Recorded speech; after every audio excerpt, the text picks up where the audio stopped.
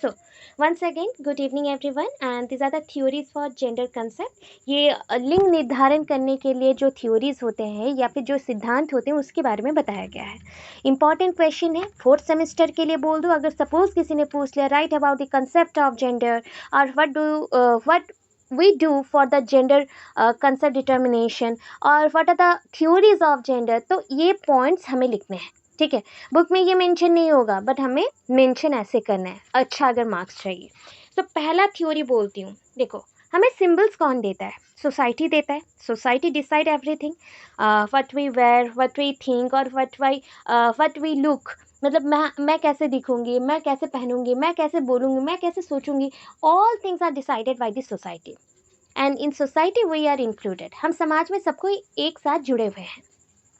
सो एक थ्योरी का नाम आता है सिंबॉलिक इंटरैक्शन थ्योरी. कौन सा थ्योरी है? Symbolic interaction theory. सिंबल से खुद को जोड़ लेना. ठीक है, सिंबॉलिक इंटरैक्शन थ्योरी.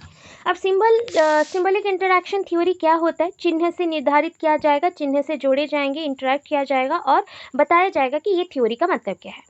अब हो गया कि इसके फाउंडर कौन है, मतलब शीर्षक कौन है या फिर इसको किसने डिस्कवर किया है. तो डिस्कवर किसने किया है? George Herbert Mead's theory. मतलब इस थ्योरी को हम जॉर्ज हर्बर्ट मीड थ्योरी बोल सकते हैं या फिर उनका पूरा नाम है George Herbert Mead. George Herbert Mead. ठीक है. Symbolic interaction theory is a micro level theory. छोटा थ्योरी है. ठीक है, जैसे आप पढ़ते हो ना मैक्रो एंड माइक्रो, सूक्ष्म एंड स्थूल. स्थूल का है मतलब बड़ा, सूक्ष्म का है मतलब छोटा. तो वैसे होता है माइक्रो लेवल का है, ये छोटे लेवल का है या छोटे पद का है. that focuses on the relationship among individual within a society.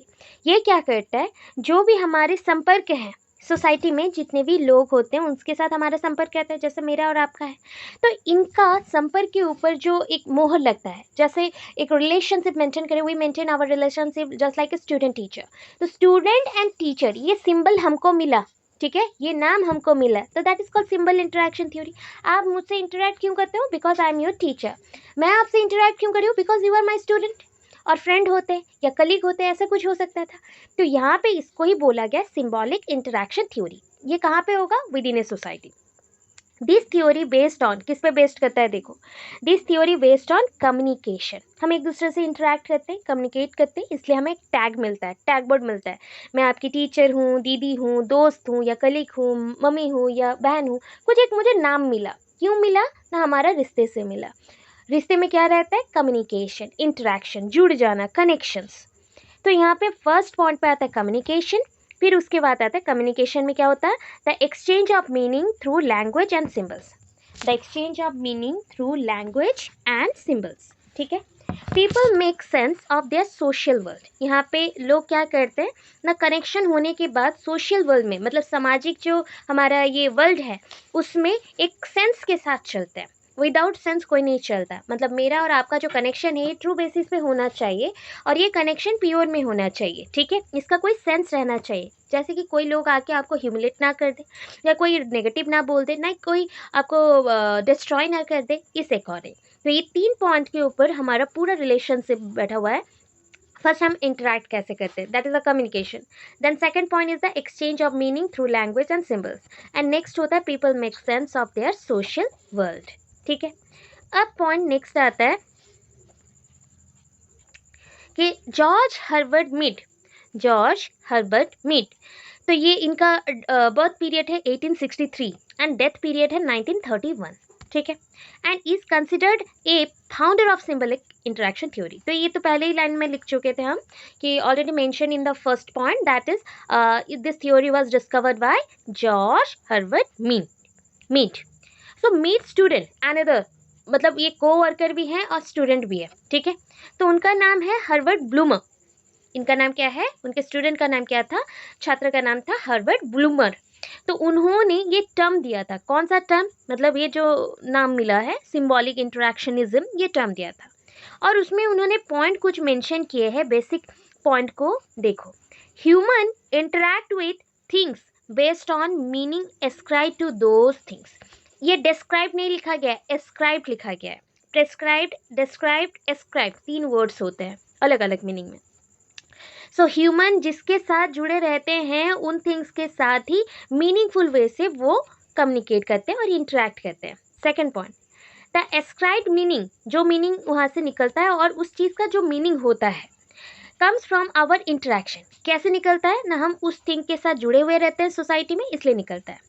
Third point पे आता है, the meaning of things are interpreted, ये जो मतलब होता है कोई चीज़ का हम इंटरप्रिट करते हैं by a person when dealing with things in specific circumstances. कोई एक परिस्थिति आया, सर्कमस्टांसेस बोला गया, उस परिस्थिति में उस चीज़ के साथ आप कैसे जुड़ गए हैं और कैसे इंटरप्रिट कर रहे हैं, कैसे समझा रहे हैं, वो पॉइंट देखा जाता है इस सिंबॉलिक इंटरेक्शन थ्योरी में। मतलब सोसाइटी डिसाइड कर रहा है कि आपका नाम क्या होगा, आपका रिलेशन का मतलब क्या होगा किसी भी पर्सन के साथ, और आप कैसे एक दूसरे को हेल्प करेंगे और इंटरप्रेट करने में हेल्प करेंगे। क्या हम इतना क्लियर हैं? पैराग्राफ मेंशन नहीं कर रही हूँ, फिर भी मेरा इन्फॉर्मेशन फुल रहेगा, दिखने में भी इंटरेस्टिंग लगेगा, प्लस मैं अंडरलाइन कर सकता हूँ। आई कैचिंग लगना चाहिए आपका आंसर, तो आपके मार्क्स कोई नहीं काटेंगे। सिंबॉलिक इंटरेक्शनिज्म क्या होता है ना, views the self as socially constructed. यहाँ पे हम कैसे देख रहे हैं ना, सेल्फ, एक पर्सन का अपना जो परिचय होता है, सेल्फ होता है, वो कैसे बनता है ना, सोशली कंस्ट्रक्टेड, सोसाइटी बिल्ड करने में हेल्प करता है in relation to social forces. समाज में जो भी गाड़ी चल रहा है या फिर कोई एक शक्ति है या सोशल स्ट्रक्चर, समाज का जो भी एक स्ट्रक्चर होता है उसके बेसिस पे चलता है। Next point, social life is an active product, मतलब समाज में रहना है ना, ये एक्टिव प्रोडक्ट हम चलता है, ये एक्टिव प्रोसेस है, पूरा सक्रिय रहता है, समाज निरंतर चलता है, कोई भी एक पर्सन चुपचाप नहीं रहते, साइलेंट नहीं रहते, या फिर आप बोलोगे सक्रिय, निष्क्रिय नहीं रहेगा, मतलब हमेशा ये चलते रहता है, गतिशील है। So it is working with the help of a human agency. ये कैसे चलता है ना, ह्यूमन एजेंसी के थ्रू चलता है, rather that A deterministic product of the social structure. इसके प्रोडक्ट को पहले से ही हम डिटर्मिनिस्टिक वे से सोचते हैं, बट उसको चलाने के लिए कौन चाहिए, ह्यूमंस चाहिए। फिर क्या है, ऑल टाइप ऑफ इंटरेक्शन, जितने भी टाइप का कनेक्शन है, बॉन्ड है, या फिर रिश्ते होते हैं या बातचीत होती है, जो कनेक्शन बिल्ड होता है, refines our ability to think.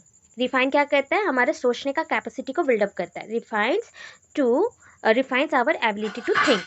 Not all interaction involve thinking, सारे इंटरेक्शन क्या नहीं होते, थिंकिंग, मतलब सोचने का कैपेसिटी सारे बातचीत में नहीं रहते। कुछ बातें नॉर्मल कैजुअल भी होती हैं, कुछ बातों का कोई मतलब नहीं होता फिर भी हम बात करते हैं, इसलिए सोच विचार हर एक बात में नहीं रहता या कनेक्शन में नहीं रहता। नेक्स्ट पॉइंट में आ जाओ, समरी देख ले पूरा कंसेप्ट का। Symbolic interactionism is based on symbols, ये किस पे आधारित है ना, सिंबल्स पे आधारित है। ठीक है, सिंबल्स क्या होते हैं ना, something to which we attach meaning, ऐसा कोई चीज़ जिसके साथ कोई मीनिंग और मतलब जुड़ा हुआ रहता है। Example, we define our self, हम खुद का परिचय देते हैं और हम बताते हैं हम कौन हैं और हमारे रिलेशनशिप के बारे में बताते हैं, दैट मीन्स ये हो गया सिंबल।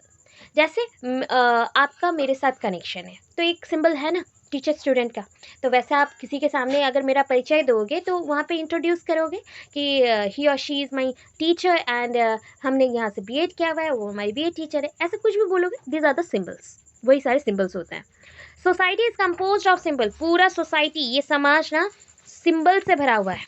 ठीक है, analyse how behaviours depend on the symbol, हम एनालाइज करेंगे कि कैसे ये जितने भी बिहेवियर्स हैं वो सब कुछ डिपेंड करता है किसके ऊपर, सिंबल्स के ऊपर, इसी चिन्ह के ऊपर जुड़ा हुआ रहता है। We use define ourselves and others, इसी सिंबल्स के थ्रू हम खुद को भी डिफाइन करते हैं, बताते हैं हम कौन है, और प्लस हमारे साथ जो जिनका भी रिलेशनशिप है उनका भी बारे में बताते हैं। तो इसको डायग्रामेटिक हम लोग ड्रॉ किए हैं, खुद से मैंने बनाया है, कोई भी बुक से नहीं है, कहीं से भी नहीं है, ये खुद का डायग्राम है, ऐसे आप भी बना सकते हो। जैसे हमारा रिलेशनशिप कहाँ से स्टार्ट होता है, सोसाइटी से, सोसाइटी से हमें क्या मिलता है, सिंबल्स, सिंबल्स का हमें क्या चाहिए, मीनिंग, मतलब चाहिए, एंड डेवलप देयर व्यूज़, इससे हम अपना व्यूज़ निकालते हैं, and communicate with each other, एक दूसरे से कम्युनिकेट करते हैं, that is called symbolic interactionism. ठीक है, समझ आया कंसेप्ट? आता है पता है, हर एक चीज़ में कंफ्यूज, नेक्स्ट थ्योरी पे चल रहा है, हर एक चीज़ पे आपके माइंड में कंफ्यूजन चल रहा है बहुत ज़्यादा, ये करूँ ना करूँ, इससे क्या बेनिफिट्स मिलेगा, क्या इसका बिलीफ है, क्या इससे जस्टिस मिलेगा, ये जो माइंड में थिंकिंग आते हैं ना, दिस आर कॉल्ड कन्फ्लिक्ट।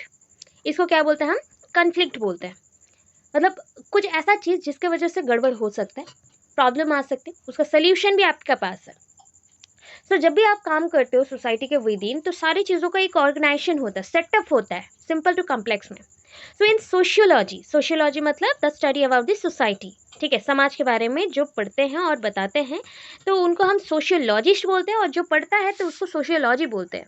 तो वो सब्जेक्ट को सोशियोलॉजी बोलते हैं। तो एक थ्योरी आया कॉन्फ्लिक्ट थ्योरी, ठीक है, स्टेट्स दैट सोसाइटी और एन ऑर्गेनाइजेशन, एक संस्था और समाज का जो फंक्शन है, जो काम करते हैं, so that each individual participate और पार्टिसिपेंट्स, इंडिविजुअल पार्टिसिपेंट जो भी है, इंडिविजुअल आप सब है ना, पार्टिसिपेट करते हो, पार्टिसिपेंट बोला गया, and its group struggle to maximise their benefits. हम सारे सोसाइटी में रह के क्यों काम कर रहे हैं, हमारे जो बेनिफिट्स है डे बाय डे उसको इंक्रीज करने के लिए, प्लस एक दूसरे को हेल्प करने के लिए भी। सो व्हिच इनोवेटिवली, और हम बोल सकते हैं कंट्रीब्यूट टू सोशल चेंज। मतलब अगर आप बोलो कि मैं सोसाइटी में रह के कुछ चेंज नहीं कर पा रहा हूँ, ये गलत है, कुछ ना कुछ चेंजेस करो। आप जो खुद को भी बदल रहे हो ना सोसाइटी का यूज़ करके, तो उससे अल्टीमेटली आप सोसाइटी को भी चेंज करो, समाज का परिवर्तन लेके आ रहे हो। सच एज जस्ट लाइक होता है पॉलिटिकल जो बिहेवियर्स होते हैं या पॉलिटिकल चेंजेस होते हैं और रिवोल्यूशंस होते हैं, ठीक है। अब आया this theory mostly apply to explain, क्या एक्सप्लेन कर रहे हैं, the conflict between social classes.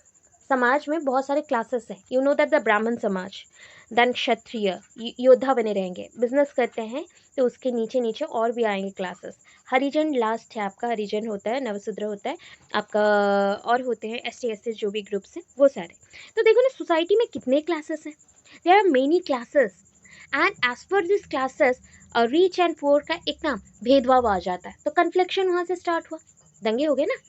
सो उस बेसिस पे दो क्लासेस है, एक हो गया कैपिटलिज्म, जो धनी लोग हैं जिनके ऊपर मेन पैसे के ऊपर हम निर्भर करते हैं, वर्सेस सोशलिज्म, समाज में जो रहते हैं। अभी बोलो समाज में सारे रहते हैं बट समाज को अलग कर दिया जाता है, दो ग्रुप में डिवाइड करता है, वो कैपिटलिज्म की वजह से होता है, ठीक है।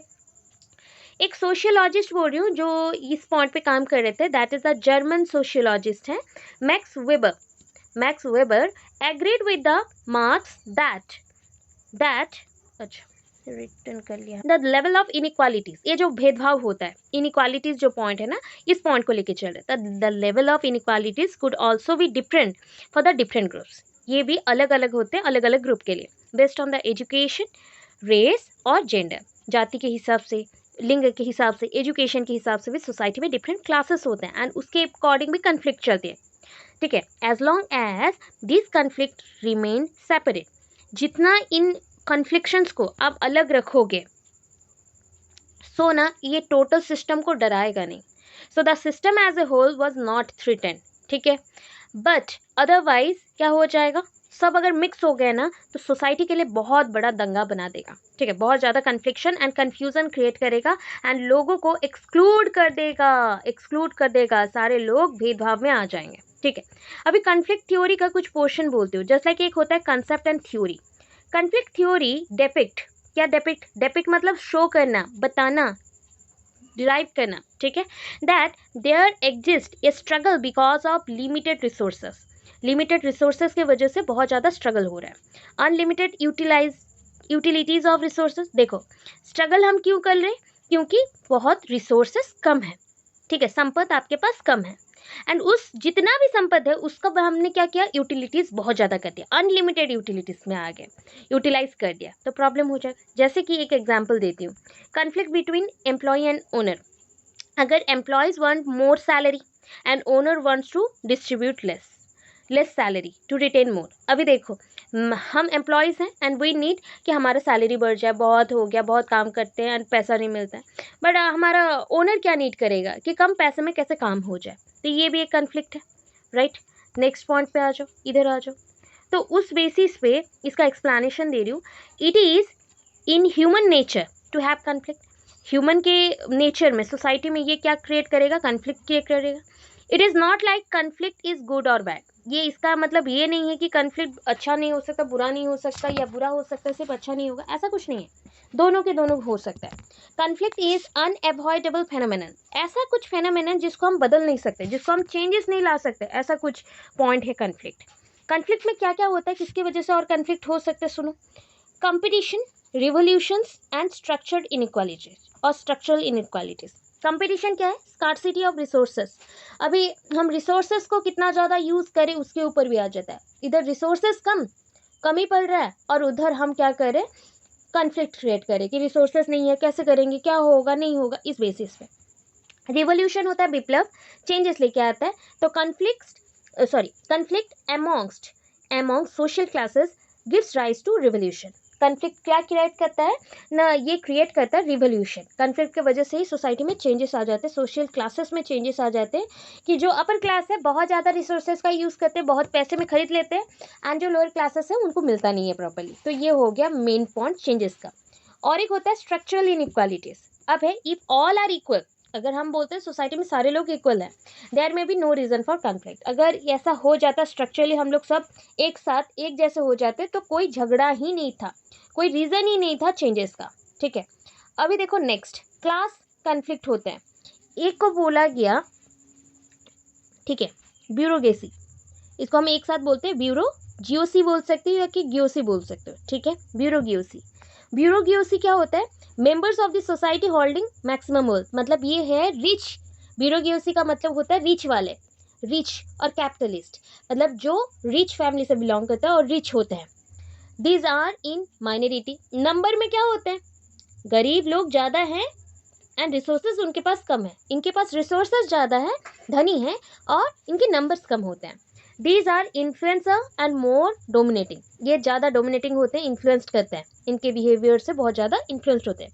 वो था ब्यूरोक्रेसी और ब्यूरोजियोसी। प्रो, ये हो गया लिटरेट। ठीक है, प्रोलिटरेट। प्रोलिटरेट ग्रुप होता है poor groups.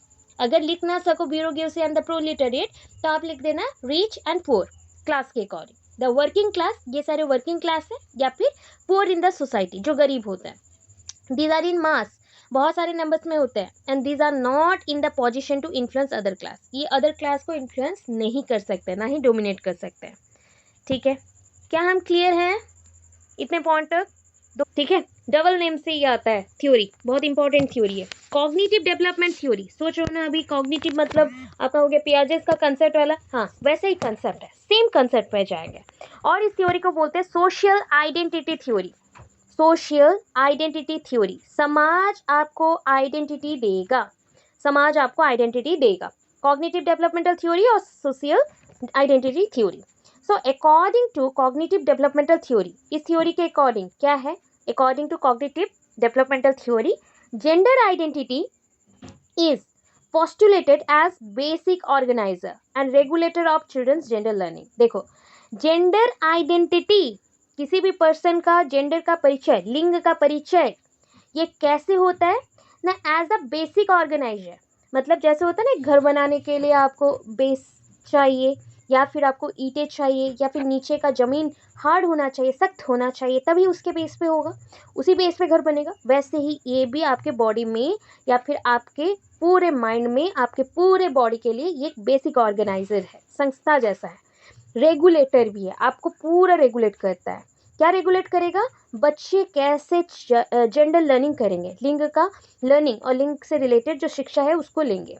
So children develop, बच्चे क्या डेवलप करें? Stereotype conception. स्टीरियोटाइप क्या होता है? जो फिक्स थॉट है, कुप्रथाएं हैं, रूढ़िवादी है, या फिर स्टीरियोटाइप पॉइंट है।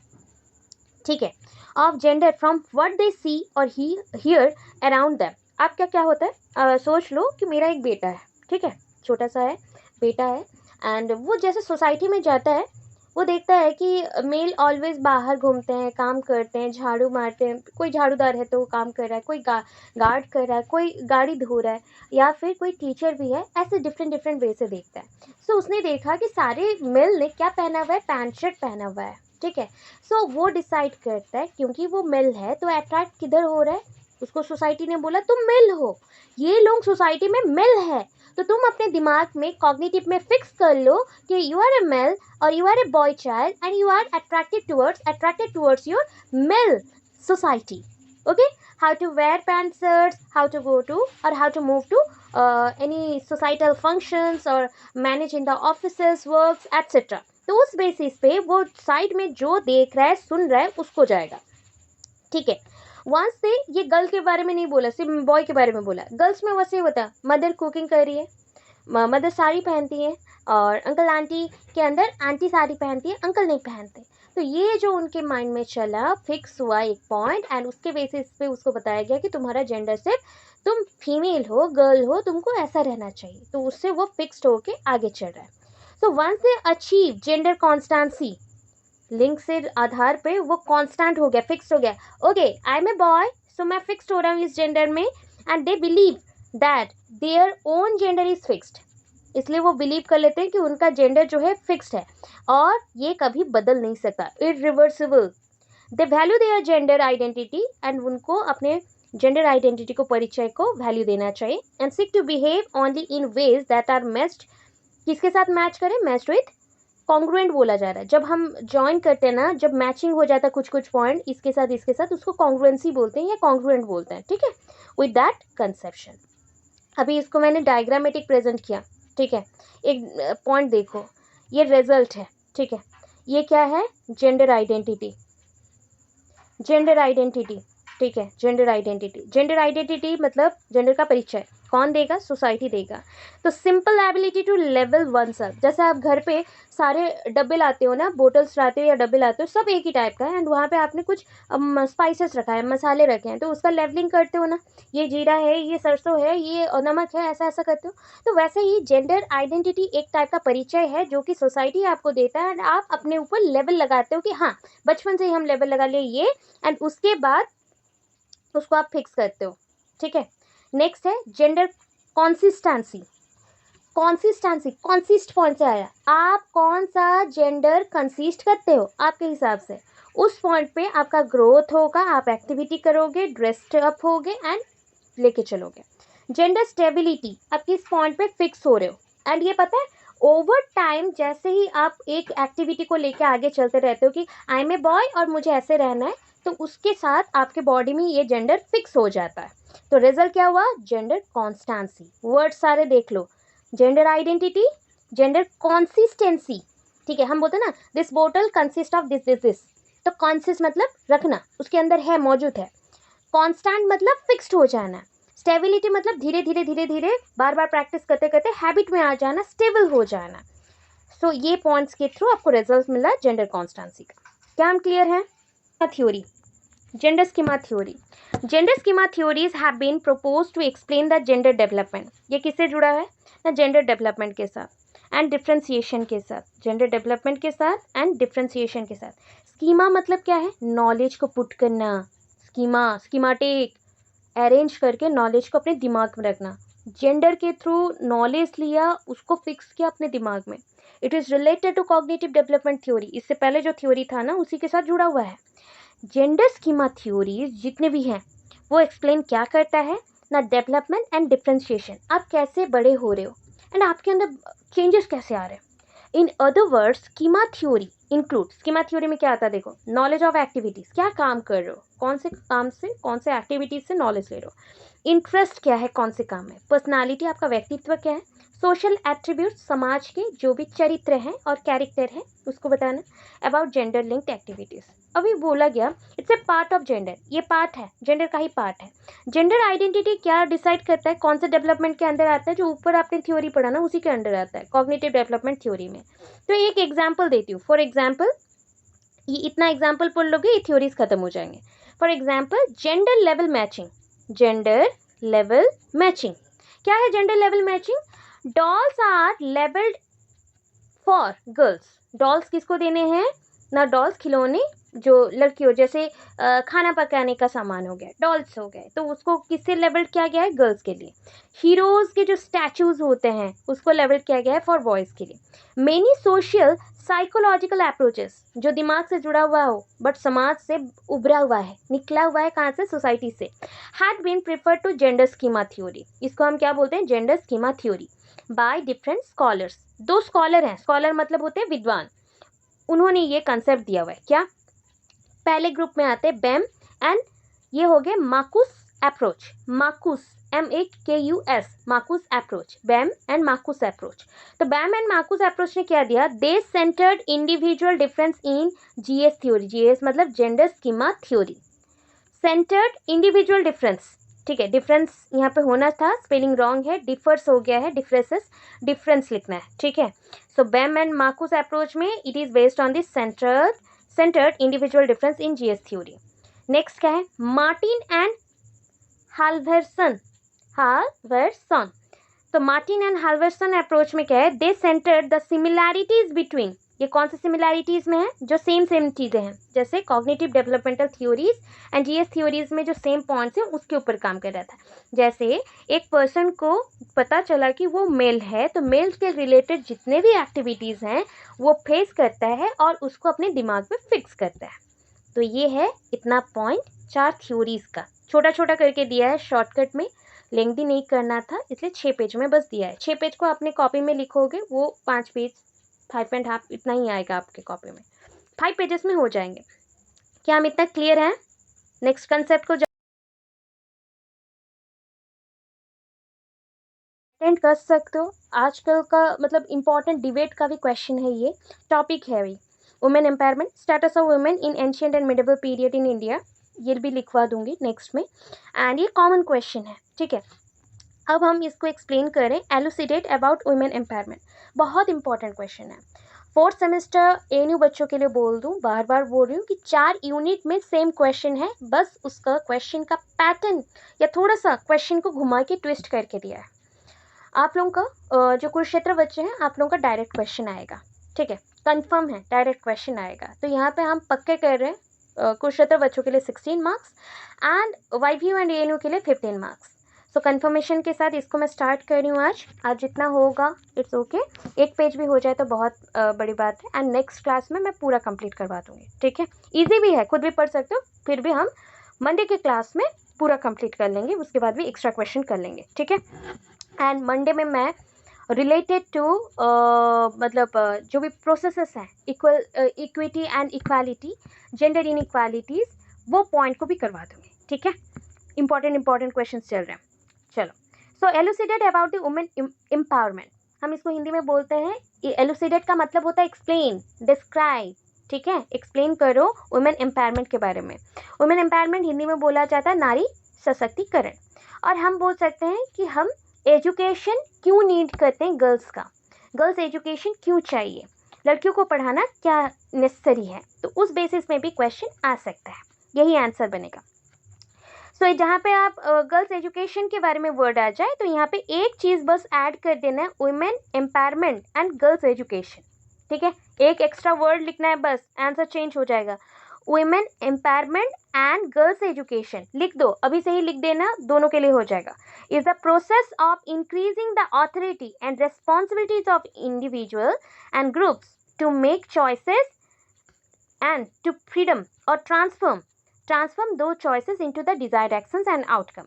आउटकम मतलब प्रोडक्ट होता है, डिजायर्ड एक्शन मतलब मैं जो चाहती थी वो रिजल्ट आया, डिजायरेबल, मेरे मन मुताबिक, ठीक है।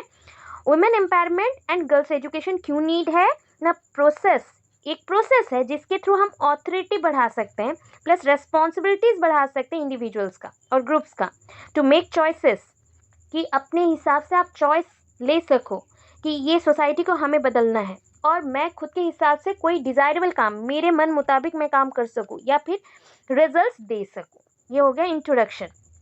डेफिनेशन में क्या आया, एक डेफिनेशन दे रही हूँ छोटा सा, अकॉर्डिंग टू वर्ल्ड बैंक, ठीक है, वर्ल्ड बैंक के according empowerment is a process to make changes in the society regardless of partiality. यहाँ पे हम एम्पावरमेंट की जगह पे क्वेश्चन में अगर आया girls education, so girls education is the process to make changes in the society regardless of the partiality. तो पार्शियलिटी किए बिना एक ऐसा प्रोसेस है जिसके थ्रू हम चेंजेस ला सकते हैं, ठीक है।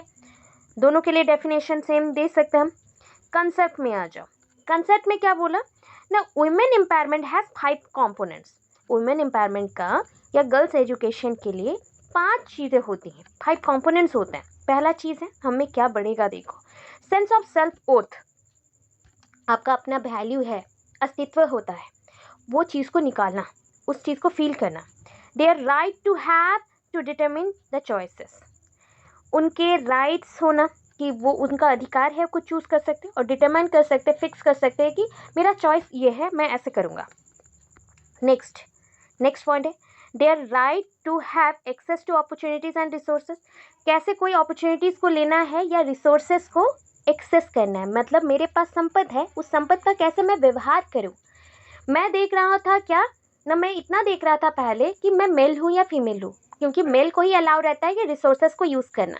अभी हम गर्ल्स को भी दे रहे हैं कि वो रिसोर्सेज को यूज़ कर सकते हैं, उसके लिए उनको अपॉर्चुनिटीज़ भी मिल रहा है, अधिकार मिल रहा है कि वो इजीली एक्सेस कर सकते हैं।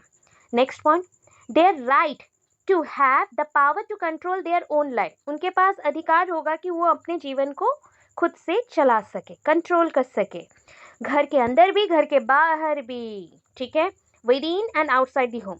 Next point their ability to influence the direction of social change. उनके पास ये भी अधिकार होना चाहिए कि वो अपने थ्रू, अपने एबिलिटी और अपने काम के मुताबिक, अपने जो मतलब पर्सनालिटी में होता है ना, मैं ये कर सकता हूँ, उस पॉइंट के अकॉर्डिंग सोसाइटी को डायरेक्शन दे सके, मतलब होता है ना पथ प्रदर्शक होना, दिग दर्शाना किधर जाना है, तो वो बन सके और क्रिएट कर सके इको फ्रेंडली सोसाइटी, ऐसा सोसाइटी जो सबके लिए हो, नेशनली भी एंड इंटरनेशनली भी, मतलब राष्ट्रीय भी अंतर्राष्ट्रीय क्षेत्र में भी, दोनों क्षेत्र में ये चाहिए, ठीक है। Women empowerment in India, India में वुमेन एम्पावरमेंट, वहाँ पे स्लैश करके गर्ल्स एजुकेशन भी लिख देना, गर्ल्स एजुकेशन लिख देना, एंड गर्ल्स एजुकेशन का और भी इंडेक्स मैं दे दूंगी, नेक्स्ट क्वेश्चन में ही मिल जाएगा, ठीक है। वुमेन एम्पावरमेंट रेफर्स टू और गर्ल्स एजुकेशन रेफर्स टू क्या होता है, अगर गर्ल्स पढ़ेंगी या एम्पावर्ड होंगी तो एम्पावर्ड होने से उनको शक्ति मिलेगा, वो सशक्तिकरण में चल रही हैं, क्या है, धार्मिक रूप से होंगी, स्पिरिचुअल, पॉलिटिकल मतलब लॉ मेकिंग में भी चल सकेंगी, सोशल समाज में भी सब कुछ चला सकेंगी, एजुकेशनल शिक्षा के क्षेत्र में भी चलेगा, जेंडर लिंग के आधार पे भी चलेगा, इकोनॉमिक स्ट्रेंथ उनको अर्थनीति के क्षेत्र में भी स्ट्रेंथ मिलेगा और शक्ति मिलेगा, प्राप्त होगा, एंड अपॉर्चुनिटीज़ मिलेगा सारे कम्युनिटीज़ में, सारे जितने भी कम्युनिटीज़ हैं वहाँ पे वुमेन्स को सारे अपॉर्चुनिटीज़ मिलेंगे। तो ये एजुकेशन से ही पॉसिबल होगा अगर हम एम्पायर करना चाहते हैं तो।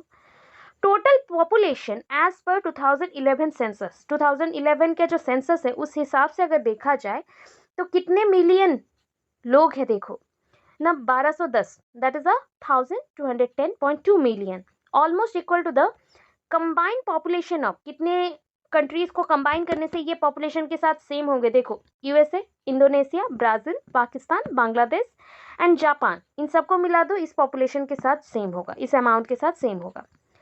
उनमें से वुमेन पॉपुलेशन कितना है ना, वुमेन पॉपुलेशन है अराउंड 586.5 मिलियन, ठीक है, ऑलमोस्ट बोल सकते हो जो पॉपुलेशन दिखाया था उसका 48.5%। अगर सेक्स रेशियो देखा जाए 1000 मेल में से 1000 पुरुष अगर होंगे, उसमें से नहीं, उनके अनुपात में, उनके रेशियो के अकॉर्डिंग 943 फीमेल होंगे एडल्ट केसेस में। चाइल्ड सेक्स रेशियो देखो, बच्चों में क्या होता है, अगर 1000 मेल है मतलब बॉय चाइल्ड है, उसके हिसाब से अनुपात में 919 गर्ल चाइल्ड होंगे। अकॉर्डिंग टू 2013 के हिसाब से यूएनडीपी जो रिपोर्ट है ऑन ह्यूमन डेवलपमेंट, यूएनडीपी जो आपके यूनाइटेड नेशन डेवलपमेंट प्रोग्राम्स होते हैं उसके अकॉर्डिंग ह्यूमन डेवलपमेंट के ऊपर जो चला, तो ह्यूमन डेवलपमेंट एक इंडिकेटर है, उस इंडिकेटर्स के अकॉर्डिंग हम चेक करेंगे अभी। ऑल साउथ एशियन कंट्रीज, जितने भी साउथ एशियन कंट्रीज हैं, वे ranked better for women than India. India के हिसाब से अगर देखा जाए, जो साउथ एशियन जितने भी कंट्रीज हैं वहाँ पे वुमेन का जो रैंक है, स्थान है, परिस्थान है, वो अलग है और अच्छा है, बेटर है, ठीक है। A woman is raped once in every 20 minutes and 10% of all crimes are reported to be with females. जितने भी क्राइम्स होते हैं ना उसके अंदर 10% क्राइम तो फीमेल के साथ ही होता है, और एवरी 20 मिनट्स में एक रेप केस हो जाता है, वर्ल्ड के पॉपुलेशन में बोल रही हूँ। ओनली 29% ऑफ नेशनल वर्कफोर्स, मतलब जितना भी नेशनल वर्कफोर्स है, राष्ट्रीय जो कार्य के लिए फोर्स चाहिए और लोग चाहिए, उसके हिसाब से 29% वुमेन है। जो आपके फॉर्मल क्रेडिट होते हैं, फॉर्मल क्रेडिट जहाँ पे बोल सकते हो कि कैपिटल बनाना है, पैसा बनाना है, उस बेसिस से बोला जा रहा है, तो उसमें 26% वुमेन का एक्सेस है बस, और ज़्यादा नहीं, ठीक है। इसके बाद का प्रेजेंट सिचुएशन के बेसिस पे एजुकेशन का रोल थोड़ा सा लिख देने से आंसर बन जाएगा, और बाकी वुमेन एम्पावरमेंट को लेके यहाँ पे जो पोर्शंस हैं उसको हम कंटिन्यू करेंगे नेक्स्ट क्लास में। अब बताओ, थोड़ा बहुत समझ आया? तो फर्स्ट क्वेश्चन, जो इंपॉर्टेंट क्वेश्चन है उससे कंप्लीट कर रहे हैं। तो फर्स्ट क्वेश्चन आज का है, वुमेन इम्पायरमेंट, और वुमेन एजुकेशन भी बोल सकते हो, वुमेन एजुकेशन का एक्स्ट्रा नोट 4th सेमेस्टर वालों का और भी दिया है, उनके बुक के अकॉर्डिंग थोड़ा सा बस 1-2 पेज का दिया हुआ है, ऐड किया हुआ है, ठीक है। सो प्रेजेंट सिचुएशन और सिनेरियो ऑफ वुमेन क्या है। So first of all again, वो जो क्लासेस आधा बाकी है वो गुड इवनिंग वाला था, मतलब इवनिंग पीरियड में हुआ था, आज गुड मॉर्निंग है, मॉर्निंग में करें, और happy Holi to all of you. Then let's start. Radhe Radhe. चलो, तो प्रेजेंट सिचुएशन और सिनेरियो ऑफ वुमेन क्या है। तो इन 2012 वुमेन ऑक्युपाइड ओनली 8/74 है, मतलब out of 74 ministerial position, 8 position, सिर्फ 8 पोजीशन किसको मिला था, 8 पोजीशन मिला था वुमेन को, ठीक है। कहाँ पे, in the union council of ministers. ये थोड़े से रेशियोज अगर गड़बड़ भी हो जाए तो चलेगा, बट लिख के आना, यही मार्क्स को आपको गेन करेंगे, और अंडरलाइन भी करके आना। देयर वर ओनली 2 वुमेन जजेस out of 26 in the supreme court. याद रखो, सुप्रीम कोर्ट में अभी मतलब 2012 का बोला गया, अभी तो और थोड़ा बड़ा होगा। आउट ऑफ 26 सुप्रीम कोर्ट के जितने भी जजेस हैं उसमें से 2 वुमेन है। 54 वुमेन जजेस out of 634 in high court. Supreme court and high court 2 courts हैं, यू नो दैट, लेवल्स के अकॉर्डिंग, एंड उस बेसिस पे देखो 26 से 2 था, 634 से ओनली 54 है, ठीक है। Next, about 66% of the female population, 66% of the female population, जितना पॉपुलेशन है उसका 66%, okay, 66% of the female population in the rural areas are not engaged in any activities. कोई भी एक्टिविटीज में ये एंगेज नहीं है। Among world's total population, total world का टोटल पॉपुलेशन का 50% of people, 50% people are illiterate, and out of them 70% female are illiterate. मतलब अभी तक में बोला गया है, मतलब सोच लो, इतने पर्सन्स एजुकेटेड हैं, फिर भी देखो 50% एंड 70%, मतलब 50% पीपल, टोटल वर्ल्ड के पॉपुलेशन का 50% पीपल अभी तक इलिटरेट है, and 70% female of them are illiterate. इनमें से 70% फीमेल इलिटरेट है। अब आ जाओ जेंडर डिस्पैरिटी। अच्छा, वर्ड अगर नहीं समझ आ रहा है कि what do you mean bye disparity, कोई भी अगर एजुकेशनल वीडियो देखोगे जहाँ पे जेंडर रिलेटेड होता है, वहाँ पे एक वर्ड जरूर आता है, जेंडर डिस्पैरिटी। डिस्पैरिटी को कैसे याद रखोगे, डिस्पार्टीज जैसा याद रखो। दैट मीन्स दो ग्रुप, दो डिफरेंट ग्रुप, और भेदभाव करके अलग कर देना, दैट इज कॉल्ड डिस्पैरिटीज। मैं एक ही ग्रुप में थी बट मुझे लड़की बोल के अलग कर दिया, दैट इज कॉल्ड डिस्पैरिटी। तो जेंडर डिस्पैरिटी इन लिटरेसी, हम लिटरेसी में चेक करेंगे एज पीरियड के अकॉर्डिंग कितने कितने जेंडर डिस्पैरिटी देखने को मिल रहे हैं, इलिटरेट कितने हैं, लिटरेट कितने हैं। सो एज है 15 to 49, सेक्स पहले मेल का दे रही हूँ देन फीमेल का। देखो लिटरेसी रेट में अगर 78% मेल है तो फीमेल है 55। जेंडर डिस्पैरिटी कितने परसेंट का हो रहा है, दैट इज अ भेदभाव कितने परसेंट का हो रहा है, 29%, ठीक है। फिर नेक्स्ट वाला पॉइंट आया 20 से 24, तो male and female. Literacy rate में अगर आता है कि मेल है 84 तो फीमेल है 64, ठीक है। एंड जेंडर डिस्पैरिटी में आ रहा है 23%, ओके। नेक्स्ट वाला है 15 to 19, मतलब टोटल एज में देख रहे हैं जो टीन एजर्स हैं। फीमेल में है 89% लिटरेट है, फीमेल में 74। जेंडर डिस्पैरिटी है 17% का, जेंडर डिस्पैरिटी है 17% का। Next, as per 2011 census data, अब सेंसस हुआ था, यू नो दैट, उस डाटा के अकॉर्डिंग गवर्नमेंट ऑफ इंडिया क्या कर रहा है, एक रिपोर्ट सबमिट किया। तो उस रिपोर्ट में मेंशन है 2011 का लिटरेसी रेट, ठीक है, 2001 से लेके 2011 का लिटरेसी रेट हम कंपैरिजन के बेसिस में दे रहे हैं, और इधर हमने काउंटिंग में रखा हुआ है 0 से 10, 20, 30, 40, 50, 60, 70, 80, 90, 100, मतलब हमने 10 का गैप लिया हुआ है, ठीक है। अभी 2001 में, ये जो 2001 था, 2001 में देखो मेन कितने हैं, मेन में आया 75.26, वुमेन में कितना आया ना 53.67, ठीक है। उसके कंपैरिजन में अगर 2011 में चेक करोगे सो मेन में है 82.14 एंड वुमेन में है 65.46, 65.46। तो ये रेंज अभी इंक्रीज हुआ है, ठीक है, एज कम्पेयर टू फीमेल। अभी ये रेंज थोड़ा सा 2001 के फीमेल के अकॉर्डिंग 2011 में थोड़ा सा इंक्रीज हुआ है, ठीक है। सो ये इंक्रीमेंट चल रहा है, एंड अभी अगर चेक करोगे और थोड़ा बढ़ गया होगा, ठीक है। तो ये रेंज हुआ डाटा। अभी देखो, जो भी जेंडर डिस्पैरिटी होता है कि मीडिया में कितने दिखते हैं, media exposure, not only fewer women than men illiterate, but they are dominated by this society. देखो, ऐसा नहीं है कि बहुत कम ही लोग मतलब वुमेन जो है इलिटरेट है आज के केसेस में, बट वो डोमिनेटेड भी हो रहे हैं सोसाइटी के थ्रू, मतलब वो कम होते जा रहे हैं बट हो रहे हैं।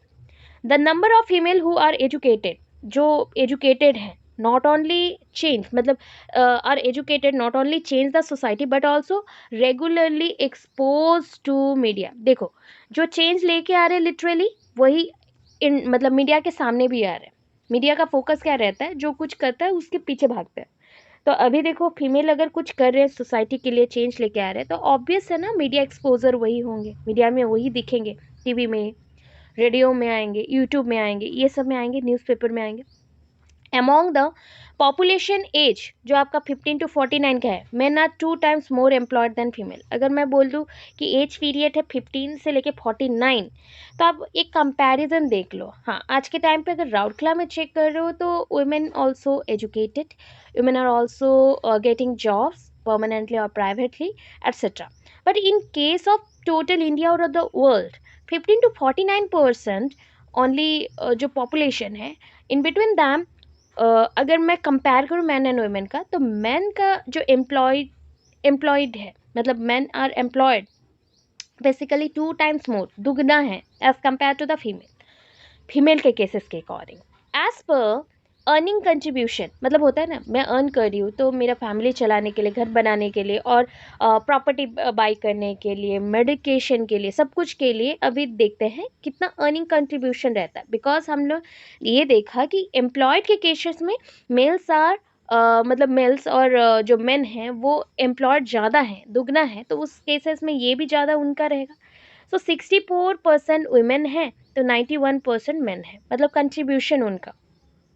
Next, work participation of women जितने वर्क पार्टिसिपेशन में है, मतलब काम करते हैं, जॉब करते हैं, वो है अराउंड, उनका पॉपुलेशन बोल रही हूँ, 25.63%, 25.63%। फिर आया urban and rural of work participation of women. पता है, मतलब रूरल एरियाज़ में वुमेन ज़्यादा काम करते हैं और वो वर्क पार्टिसिपेशन में भी उनका रोल ज़्यादा है, वो बाहर जाते हैं और काम में एंगेज होते हैं। बट अर्बन में क्या होता है, बहुत मैक्सिमम लोग एजुकेटेड होते हैं, तो उनमें से कुछ लोग हैं अपने फैमिली के लिए अपना सब कुछ छोड़ देते हैं। सो इस अकॉर्डिंग वर्क पार्टिसिपेशन में अगर काउंट करते हैं तो कितना है, work participation of urban women का है 11.88 एंड रूरल का है 30.79, ऑलमोस्ट डबल से भी ज़्यादा। ठीक है, अभी देखो, do married women participate in the other house hold decision making. अगर मैं बोलती हूँ, एक लास्ट क्वेश्चन आया माइंड पे, जेंडर डिस्क्रिमिनेशन चल रहा है ना, तो उस बेसिस पे अगर बोला जाए कि वुमेन, जो मैरिड वुमेन है, क्या वो पार्टिसिपेट कर सकते हैं हाउस होल्ड डिसीजन मेकिंग में? क्या वो डिसाइड कर सकते हैं अपने पॉइंट ऑफ व्यू से? क्या क्या डिसाइड कर सकते हैं, कितना नहीं कर सकते, वो चेक करना है। ठीक है, ओन हेल्थ केयर, अपने हेल्थ के बारे में, अपने हेल्थ का केयर ले सकते हैं। अगर अकेले रहना है, अकेले लेना है, तो वो 30% अपना ये डिसीजन ले सकते हैं।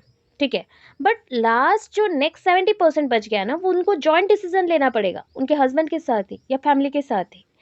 अगर हाउस होल्ड कुछ भी परचेस होता है, कुछ खरीद के लाते हैं, तो उसमें हाँ वो डिसीजन दे सकते हैं, बिकॉज उसको घर चलाना है, उसको घर पे रहना है, काम करना है, सो उसमें वो परचेस कर सकते हैं 53%। बट बाकी 47% फिर आया किसका डिसीजन, जॉइंट फैमिली। अगर डेली हाउस होल्ड नीड्स कुछ खरीदना है, जैसे बाई करना है, मार्केट जाके सब्जी खरीदना है, कुछ सामान खरीदना है, उसमें हाँ उनका कंट्रीब्यूशन 80% है, वो डिसाइड कर सकते हैं। अगर फैमिली और रिलेटिव्स को मीट करने जाना है तो इनका रेशियोज कम हो जाता है या परसेंटेज कम हो जाता है, दैट इज़ 48%। अगर एजुकेशन, बच्चे क्या पढ़ेंगे, कैसे पढ़ेंगे, उसमें देखोगे तो वो डिसाइड कर ही नहीं सकते, ओनली 40% चांसेस है कि एजुकेशन ऑफ चाइल्ड्स में उनका डिसीजन रहेगा। ठीक है, ये रेंज हो गया। नीड फॉर वुमेन एम्प्लॉयमेंट बोल सकते हो, या फिर वुमेन एजुकेशन, एम्पावरमेंट, एम्प्लॉयमेंट और एजुकेशन लिखना, सारे ई में ही है, एजुकेशन और एम्पावरमेंट हुआ ना, एम्प्लॉयमेंट, ऐसे करके आप लिख सकते हो, सेम मेंशन होगा। अगर मैं बोलूँ क्यों चाहिए, न the main problems that were faced by the women in the past days, अगर एम्पायर नहीं हो रहा है, ना ही एजुकेशन मिल रहा है, ना ही हम बोल रहे हैं कि अगर प्रॉब्लम हो रहा है, तो जेंडर डिस्क्रिमिनेशन एक मेजर इशू है जो कि वुमेन फेस कर रहे हैं। जेंडर डिस्क्रिमिनेशन मतलब लिंग के ऊपर आधार करके भेद लगाना या फिर अलग कर देना। वुमेन एजुकेशन, अभी बोला था एजुकेशन इज़ इम्पॉर्टेंट। अगर एजुकेटेड नहीं होंगे तो एम्पायर्ड भी बहुत कम होंगे, उनको एक्चुअल लॉजिकल वे में समझना इम्पॉर्टेंट और इम्पोर्टेंस नहीं पता चलेगा। फीमेल इन्फेंटिसाइड होगा तो दैट इज इन्फेंटिसाइड होता है कि गर्ल चाइल्ड है बोल के उनको मार डालना पेट के अंदर ही। दावरी केसेस एक इम्पॉर्टेंट और एक पॉइंट है। दावरी आजकल के पॉइंट में दावरी बहुत ही ज़्यादा इशू क्रिएट कर रहा है। अगर दावरी नहीं होता है तो मतलब लड़की के फैमिली को सुसाइड करना पड़ जाता है, या फिर सपोज कोई छोड़ के भागता है, या मंडप से ही लड़के चले जाते हैं। तो ये सारे इश्यूज हैं। बट एक्चुअल अगर समझोगे, अगर एक वुमेन एजुकेटेड रहेगी तो वो दावरी नहीं नीड है ना, तो वो आपको खुद ही इनकम करके दे सकती है, ठीक है ना। अगर दावरी लेते हैं तो मे बी वो पॉसिबिलिटीज़ रहता है कि झगड़े ज़्यादा हो और ज़्यादा लालच बढ़े और बहुत ज़्यादा डिस्टर्बेंसेस आए। फिर नेक्स्ट है इंटरकास्ट मैरिज। तो ऑब्वियस है इंटरकास्ट मैरिज में थोड़ा इश्यूज आते हैं, कभी कभी मैच नहीं करता है, पॉइंट ऑफ व्यू भी मैच नहीं करता है, कभी और भी ज़्यादा प्रॉब्लम्स इसमें आते हैं कि कास्ट बैरियर बन जाता है और कास्ट में हम चेंज नहीं कर पाते या फिर उनके जैसा बन नहीं पाते। चाइल्ड मैरिज और एक इशू है, जो बचपन में बच्चों को जो जबरदस्ती मैरिज करवाया जाता था या फिर उनको पता नहीं रहता था एंड उनको मैरिज करवाया जाता था, ये इश्यूज है।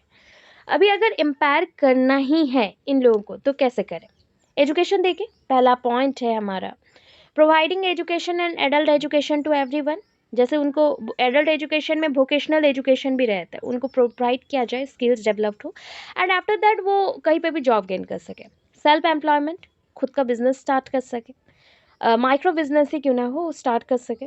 Providing minimum needs like in women को मिनिमम नीड्स जितना भी है, न्यूट्रिशन, पोषण देना, हेल्थ स्वास्थ्य के ऊपर कुछ बताना और उनको स्वास्थ्यवान कैसे रहे बताना। सैनिटेशन, साफ सफाई, क्लीनिंग के ऊपर जाएंगे। हाउसिंग, घर भी दिया जा रहा है आजकल के, वो हो रहे ना क्या इंदिरा निवास मिल रहा है, और या फिर लैट्रिन बाथरूम का भी फैसिलिटी आ रहा है कि आपके नाम पे बना दिया जाएगा, तो वो सब भी होता है। और क्या है, other than society should change the mentality towards the word women. बहुत सारा कन्फ्यूज़न आता है, बहुत सारी जगह पे कन्फ्यूज़न आता है, बहुत सारे झगड़ों में ये बोला जाता है कि तुम लड़की हो, लड़की के जैसा रहो, क्यों चढ़ रहे हो, क्यों ऐसा बात करो, तुम्हारा हिम्मत कैसे हुआ मुझसे ऐसा बात करे। नहीं, हमें इक्वालिटी चाहिए। तो इक्वल, आप अपने पेरेंट्स को रेस्पेक्ट नहीं दे रहे हो, अपने मदर को रेस्पेक्ट नहीं दे रहे हो, अपने बहन को रेस्पेक्ट नहीं दे रहे हो, सेम चीज़ अपनी वाइफ को दो, अपने पार्टनर को दो, इक्वल रहेगा। लड़की को भी उतना ही रेस्पेक्ट के साथ रहना पड़ेगा, लड़कों को भी। तो that is we need a change, social change. ये सोशल चेंज कैसे आएगा? जब मेंटालिटी चेंज होगा इस सोसाइटी में सारे लोगों का। ये वर्ड के पीछे जो वुमेन है, encouraging women to develop in their field and make a career। अपना फील्ड चूज़ करना कि क्या, किस चीज़ में जाना है, क्या मेरा पसंद है और मैं किस में अपना करियर बनाना चाहती हूँ। सो अभी कुछ प्रोग्राम्स का नाम बोल रही हूँ जो कि वुमेन एम्पावरमेंट के लिए और वुमेन एजुकेशन में भी हेल्प कर रहा है। That is called Swayam Siddha. It is also known as Indira Mahila Yojana. And in this project, मैं दो लाइन में लिखवाई थी, it is known as Indira Mahila Yojana and in this project we empower almost 10 lakhs women. अभी तक 10 lakhs वुमेन को उन्होंने एम्पायर कर दिया, उनका मेंबरशिप हो गया। And make self help groups, self help जो आपका होता है महिला सहायक गोष्ठी, वो सब है जो स्मॉल बिजनेस करेंगे, एक्टिविटीज़ में लिंक्ड होंगे। फिर आया स्वयं शक्ति project. It was developed in 1998, provide updated skill and new knowledge to forum. These projects are taken by government initiation. Point, तो वहाँ से ही चल रहा है। तो सपोज अगर आपको आ गया कि गवर्नमेंट के इक्वल राइट्स के साथ इसको लिखना चाहो तो लिख सकते हो और अच्छे मार्क्स आएंगे, ठीक है। मैं कुछ एक्स्ट्रा चीज़ें दे रही हूँ, उसको याद रखोगे, लिखोगे तो आपका आंसर आपके बुक से थोड़ा अलग आएगा और मार्क्स भी अच्छे आएंगे, ठीक है। ऑलमोस्ट 2 क्वेश्चन ही बस लॉन्ग क्वेश्चन लिखना रहता है 4th सेमेस्टर वालों को एंड वाईवीयू वालों को, एंड रहा बाकी 2 लॉन्ग क्वेश्चन ही लिखना रहेगा आपके कुरुक्षेत्र वालों को भी। शॉर्ट क्वेश्चन दोनों ग्रुप में आएंगे, दोनों को ही शॉर्ट क्वेश्चन लिखना है। शॉर्ट क्वेश्चन आपके केसेस में कुरुक्षेत्र बच्चों का आएगा 2 एंड आपके केसेस में कितने आएंगे, क्योंकि 15 मार्क्स का, सॉरी आपके केसेस में तो ओनली 1 लॉन्ग क्वेश्चन आएंगे। 1 आएगा क्या 2? 2 आएगा, 2 में से 1 लिखते हैं, राइट, हो गया। 15 मार्क्स का लॉन्ग क्वेश्चन है एंड आफ्टर दैट जितना पोर्शन बाकी रहा शॉर्ट में आएगा, यही है। सो अभी इसमें अगर क्वेश्चन को ऐड करना है तो लिख सकते हो। कैसे? अगर इनिशिएटिव ऑफ गवर्नमेंट्स और इक्वालिटी ऑफ राइट्स बोल दे तो इक्वालिटी ऑफ राइट्स मतलब fundamental rights and fundamental duties मिलने चाहिए। आफ्टर दैट वुमेन एजुकेशन एक राइट्स है, लीगल प्रोविजंस एक राइट्स है, उसके साथ this are the initiative taken by the government which employed women in different education systems and educational programs and plus skill development programs। इतना करके आप इतना लिख सकते हो ताकि मार्क्स अच्छे रहे। तो स्वयं शक्ति प्रोजेक्ट में क्या है ना, स्वयं शक्ति प्रोजेक्ट 1998 में प्रोवाइड किया गया था। यहाँ पे नए नए स्किल्स एंड नॉलेज प्रोवाइड किया जा रहा था वुमेन्स को। फिर अभी देखो एक पॉइंट आया, स्वधार, स्व आधार, अपना आधार बनाना है। ये आधार कार्ड का नहीं बोल रही हूँ, आधार मतलब खुद का रोल प्ले करने के लिए खुद को एक पोजीशन देना है। So launched in 2001 to 2 by the central government. देख लो बहुत इंपॉर्टेंट है, सेंट्रल गवर्नमेंट के थ्रू आया था। एंड ये क्या कर रहा था ना, providing holistic service to women in difficult situation. Different situation, जो भी डिफिकल्ट सिचुएशन आ रहे थे उसमें वुमेन को क्या नीड है उस बेसिस पे वो हेल्प कर रहा था ऑल टोटल में। फिर आया राष्ट्रीय माध्यमिक, जैसे राष्ट्रीय माध्यमिक शिक्षा अभियान पढ़े थे RMS से, तो वैसे ही एक देखो एजुकेशन में हम इक्वल उसके थ्रू कर रहे हैं, बट आफ्टर दैट फंड भी तो चाहिए। तो फंड के लिए है राष्ट्रीय महिला कोष, कंफ्यूज नहीं होना है। तो राष्ट्रीय महिला कोष ना, it was established in 1993। This credit support to poor women. ये जो फंड आ रहा है ये किसको सपोर्ट करेगा? पुअर वुमेन को। Poor women to start their own business, वो अपना बिजनेस स्टार्ट कर सकते हैं। जस्ट लाइक जो डेयरी फार्म ओपन करना चाहते हो वो कर सकते हो, एग्रीकल्चर, वेंडिंग, हैंडीक्राफ्ट सबको लेके आगे बढ़ सकते हो। ठीक है, अभी नेक्स्ट कुछ और भी चीज़ है, थोड़ा सा बोल रही हूँ। UNIFEM, United Nations Development Fund for Women. So United Nation Development Fund for Women ये जेंडर इक्वालिटी और वुमेन्स एम्पावरमेंट के लिए काम कर रहा है। ठीक है, कंक्लूजन दे देना अपना। सो वुमेन जो रिप्रेजेंट्स करते हैं हाफ द वर्ल्ड्स पॉपुलेशन, मतलब almost half of the world population. And gender inequalities exist now, till gender inequalities exist कर रहा है एवरी नेशन में on the planet, until women are given the same opportunities that men are, entire societies will be destined to perform below their true potentials। मतलब जितना भी आप role दे दो, opportunities दे दो, फिर भी ये सोसाइटी ने ऐसा क्रिएट कर दिया कि मैन डोमिनेट करेगा और उसके नीचे वुमेन रहेगी। The need of women empowerment is for the change. ये हमें नीड क्यों चाहिए, वुमेन एम्पावरमेंट क्यों चाहिए, वुमेन एजुकेशन क्यों चाहिए, is for the change of social attribute. Short question के बेसिस पे आने के चांसेस हैं, तो उस बेसिस पे आप लिख सकते हो। तो this is your second question. Holi के डे का आज देखो, होली का रंग हम लोग ऐसे लिखा रहे हैं कि हर एक कलर हर एक जेंडर को रिप्रेजेंट करेगा। ठीक है, सेक्स को नहीं, हर एक जेंडर को रिप्रेजेंट करेगा। तो ये याद करके हम लोग चलेंगे। और आज जितना भी कलर देखोगे उस कलर के अकॉर्डिंग एक एक को अब जेंडर से याद करना, जेंडर से लिंक करके पढ़ना। ठीक है, और इन्जॉय करना। तो ये तो पिक्चर आप जानते हो मेल एंड फीमेल का, आप जानते हो ये सिंबल भी इम्पॉर्टेंट है। तो सिंबल ऑलवेज याद रखो, सिंबल ऑलवेज याद रखो, मेल एंड फीमेल का कौन सा है क्या है। सो ये सिंबल आपको याद रखना है। ब्लू वाला ऑलवेज रखना है क्या, मेल है, और रेड वाला जो दिख रहा है या पिंकिश कलर का दिख रहा है वो फीमेल है। बस हो गया। अब देखो यहाँ पे कन्फ्यूज़न क्या किया, आप बोलोगे मैम पिंक पिंक तो दे दिया मेल को, ये आप जेंडर डिस्क्रिमिनेशन दिखाना चाहते हो ना, तो भेदभाव करने के लिए ये पिक्चर दिखाया गया, इसको ड्रॉ नहीं करना है आपको। अभी आता है क्या, सेक्स क्या है, what do you mean bye sex. Sex क्या होता है, biological and physiological characteristic. Physiology क्यों बोला, क्योंकि बॉडी के अंदर भी कुछ चेंजेस आते हैं। ऐसा नहीं है कि सेक्स मतलब हम लोग फीमेल हैं तो फीमेल के बॉडी के अंदर कुछ चेंजेस नहीं रहेंगे, होगा ना।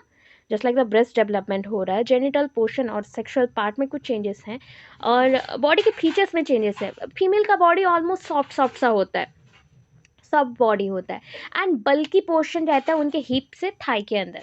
जितने भी पतले लड़के हो मतलब लड़कियां हो, उनका बल्कि पोर्शन मतलब थोड़ा सा बल्ज आउट होके निकला है या फिर फुला फुला सा है, वो आपका हिप पोर्शन होता है एंड फिर थाई पोर्शन होते हैं, क्योंकि वो कैपेसिटी नहीं होने से बेबी बर्थ का कैपेसिटी नहीं आएगा। मेल का ऑपोजिट है, मेल का अपर पार्ट मतलब जो आपका चेस्ट पोर्शन और स्टमक पोर्शन या फिर शोल्डर पोर्शन वो थोड़ा हैवी रहता है, क्योंकि वहाँ पे वो स्ट्रेंथ उनको मिलता है। तो ये दोनों स्ट्रेंथ का डिविजन्स है। तो इस अकॉर्डिंग याद रखना, इनको हमने किस में काउंट किया, फिजियोलॉजिकल कैरेक्टर्स में काउंट किया, ठीक है। ये बायोलॉजिकल भी है, फिजियोलॉजिकल भी है। एंड सेक्स पता है असाइंड एट बर्थ, बर्थ के पीरियड में ही मिल जाता है। जैसे बर्थ मार्क मिलता है ना, वैसे बॉडी में कुछ ऑर्गन्स मिलते हैं जो कि सेक्स से ही मिलता है, मतलब सेक्स जो है मतलब बचपन से ही मिलता है, बाय बर्थ मिलता है। डिटर्मिनेंट्स, कौन से ऐसे चीज़ हैं जो सेक्स को डिटरमाइन करता है, फिक्स करता है कि तुम मेल हो या फीमेल हो। एक है जेनिटल ऑर्गन, जो बोला मैंने सेक्सुअल पार्ट। एक होता है क्रोमोसोम, पता है क्या होता है क्रोमोसोम, आपके XXXY होते हैं, याद है होगा आपको, साइंस में पढ़ा होगा, 10th तक में तो पढ़ा होगा। तो अभी ना बोला जाता है कि बॉडी में ऑटोजोम्स होते हैं और सेक्स क्रोमोसोम्स होते हैं, सिर्फ आप सेक्स क्रोमोसोम्स याद रखो।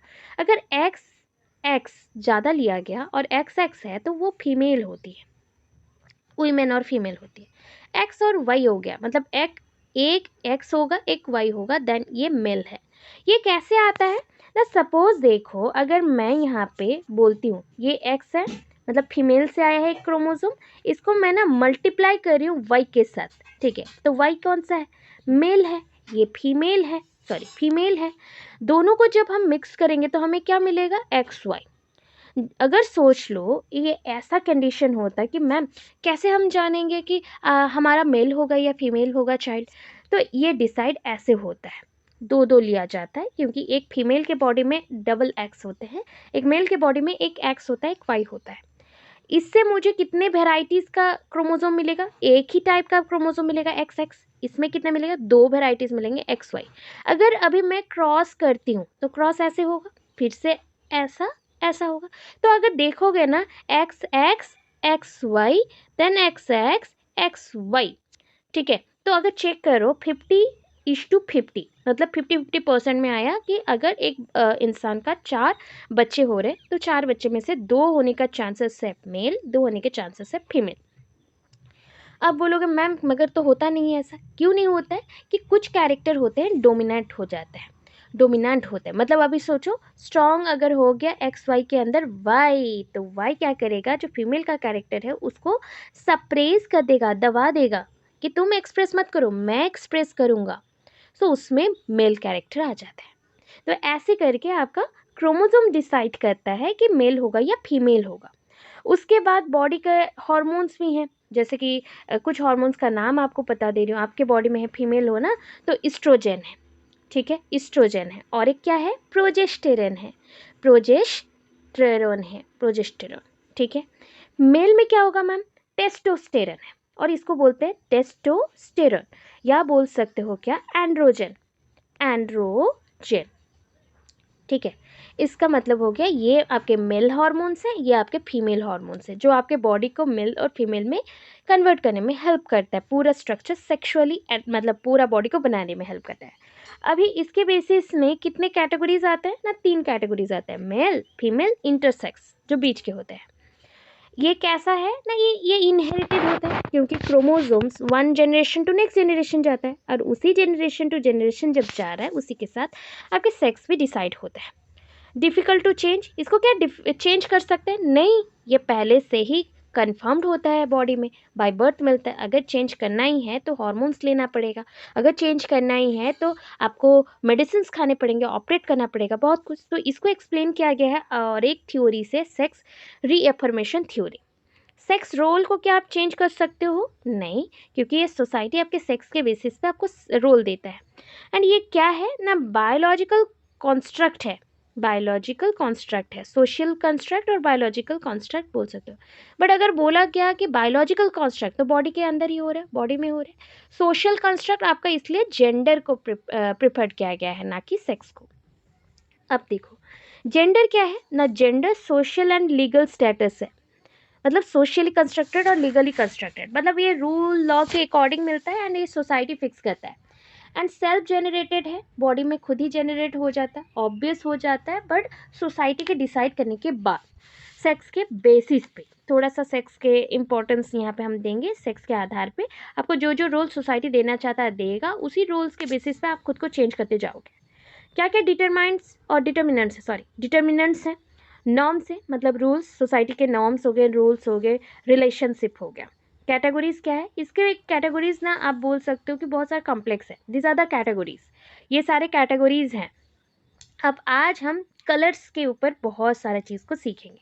कलर्स इंपॉर्टेंट है, आज होली है तो हम कलर्स के अकॉर्डिंग याद भी रखेंगे। तो ऑलवेज आप लोग ब्लू में देखो कितने कलर्स हैं, ये ब्लू के सेट्स चल रहे हैं, इतने पॉइंट तक, यहाँ तक आप याद रखना। LGBT, LGBT याद रखिए, LGBT। So L for lesbian, G for gay, B for bisexual, T for transgender. इतना याद रह जाएगा, हमें ब्लू के सेट्स में याद रखना है कि ब्लू में स्काई ब्लू अगर है लेस्बियन है, थोड़ा डार्क ब्लू गे, थोड़ा और डार्क है तो बाइसेक्सुअल, और पर्पल वाला ब्लू आया तो दैट इज कॉल्ड ट्रांसजेंडर। अभी हम जा रहे पिंक से लेके ऑरेंज तक, पिंक टू ऑरेंज, तो हम सेट्स को चेंज करेंगे। पिंक, डार्क पिंक और गुलाबी जिसको कलर बोलते हो, रेड एंड पिंक मिक्स हो गया, एंड उसके बाद रेड देन ऑरेंज, तो that is called TQ2I। T नहीं दिख रहा है, TQ2I। सो LGBTQ TQ2I। तो दैट इज ये TQ क्या बोल रहा है? T ट्रांससेक्सुअल बोल रहा है, ट्रांससेक्सुअल जो खुद को चेंज कर सकते हैं। ये Q क्या है? क्वेयर ग्रुप, जो जिसके माइंड में बहुत ज़्यादा कन्फ्यूजन चलता है एंड वो अपने अधिकार के लिए लड़ते हैं। और क्या है? और एक एक्स्ट्रा अभी ग्रुप आया है क्वेश्चनिंग ग्रुप, जो क्वेश्चन रेज करते हैं कि क्यों हमें इस ग्रुप में रखा गया, क्या हमारा प्रॉब्लम है, क्या हमारा सेक्स क्या है, क्यों आप लोग भेदभाव कर रहे हो। बट इनका सेक्स भी नॉर्मल मेल और फीमेल जैसा रहता है, बट उनके नेचर के अकॉर्डिंग जो अपोज करते हैं उस बेसिस पे इनको रखा गया। फिर आता है इंटरसेक्स, इंटरसेक्स इधर रह गया। अब हो गया A2P, ठीक है, A2P। तो A for asexual, A for ally, P for pansexual, pansexual. तो ये हो गया पूरा, हम याद रखेंगे अभी LGBT TQ2I A2P, ठीक है। कलर में याद रखना क्या है? लाइट ब्लू, डार्क ब्लू और dark blue, purple, pink, pink red mix जिसको गुलाबी बोलते हो, और एक आया रेड, एक आएगा ऑरेंज, ठीक है। फिर आया ये हो गया ऑरेंज, फिर आ गया ए सेक्सुअल से आ रहा है तो yellow, green and dark green, ठीक है। तो आज जितने कलर्स खेलोगे उस कलर के साथ उसका आप याद रखना क्या जेंडर है, ठीक है। ये फिर से वही पॉइंट है, एंड ये सोशल कंस्ट्रक्ट है, जेंडर सोशल कंस्ट्रक्ट है। उसी पॉइंट को लेते हुए हम लोग यहाँ पे कंपैरिजन कर चुके हैं सेक्स एंड जेंडर में, बायोलॉजिकल, फिजियोलॉजिकल कैरेक्टर, जेंडर में आज social role and legal status, sex में आया inherited assigned at birth, birth के पीरियड से ही मिल जाता है, ये सेल्फ जनरेटेड है, सोसाइटी जनरेट करके देता है।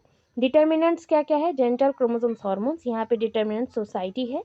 सेक्स में कैटेगरीज आते हैं मेल, फीमेल, इंटरसेक्स, इसमें कॉम्प्लेक्स आते हैं जो कि आपने याद रखा है LGBTQ, तो यहाँ पे LGBT देन TQ2I A2P, पूरा याद रखना और लिखना। डिफ़िकल्ट टू चेंज, इसको चेंज नहीं कर सकते बट इजीली चेंजेबल, आपका रोल जैसे जैसे सोसाइटी थिंक करेगा चेंज करना है उसके अकॉर्डिंग हो जाता है। Sex role can not be change, sex के जो रोल्स होते हैं वो चेंज नहीं होते, बट जेंडर रोल्स को चेंज कर सकते हो, वो बायोलॉजी कॉन्स्ट्रक्ट है, सोशल कॉन्स्ट्रक्ट है, ठीक है। क्या हम क्लियर है? आप लिखोगे बट लिखना लिखना जैसा होना चाहिए, प्रेजेंटेशन आपका बेस्ट होना चाहिए। आप सोचो, आप एज ए बोरिंग मत करना, डायग्राम्स के साथ प्रेजेंट करना, तो आपका आंसर देखना बहुत अट्रैक्टिव लगेगा, ठीक है। अभी जेंडर रोल सोशलाइजेशन में आ जाओ, तो जेंडर रोल सोशलाइजेशन एक थ्योरी के ऊपर बेस्ड करता है। सुनते जाओ क्योंकि ब्लर दिख रहा है तो सुनते जाओ। आई नो ये ब्लर दिख रहा होगा, क्या पता, मुझे पता नहीं चला क्योंकि मैंने बहुत अच्छे से बनाया था एंड ये ऐसा ब्लर हो गया।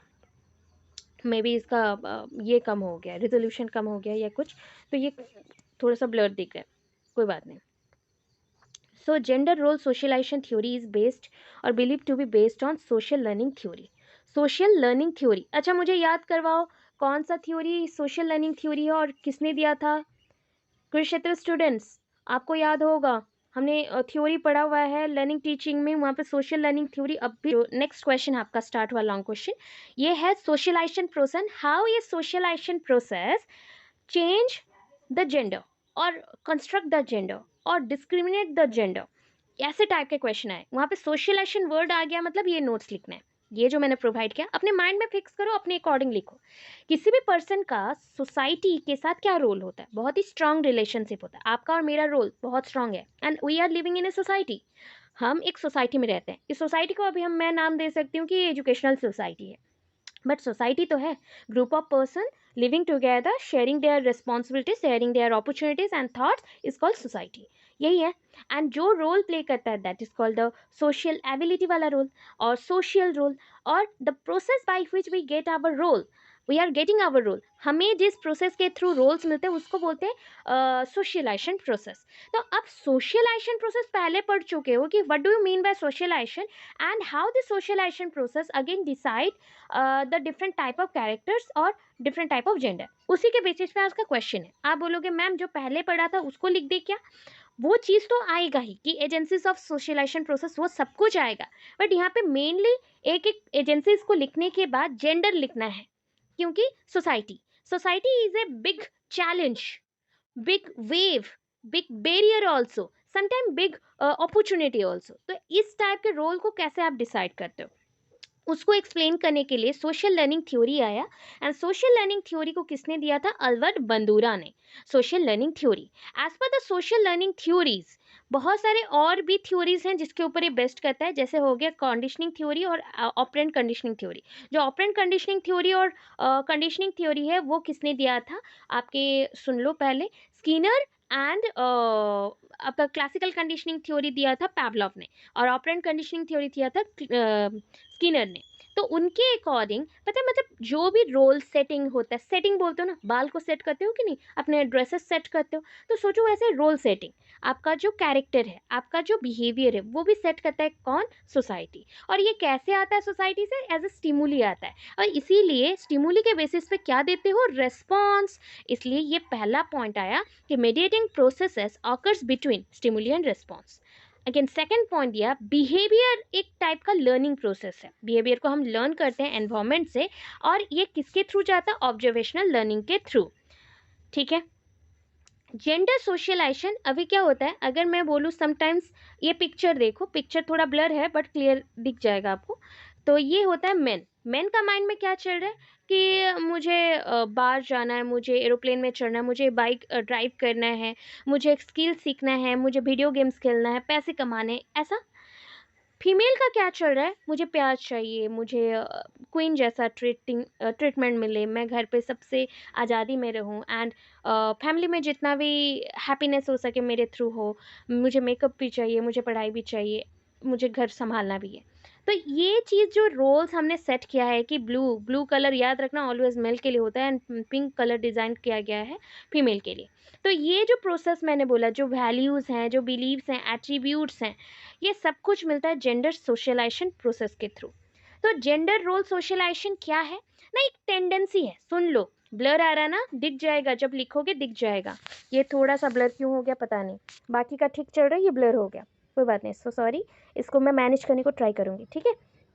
तो जेंडर रोल सोशलाइजेशन क्या है? एक टेंडेंसी है, मतलब जो चीज़ बार बार बार बार करके फिक्स किया जाता है, होता है ना, एक आदत बन जाता।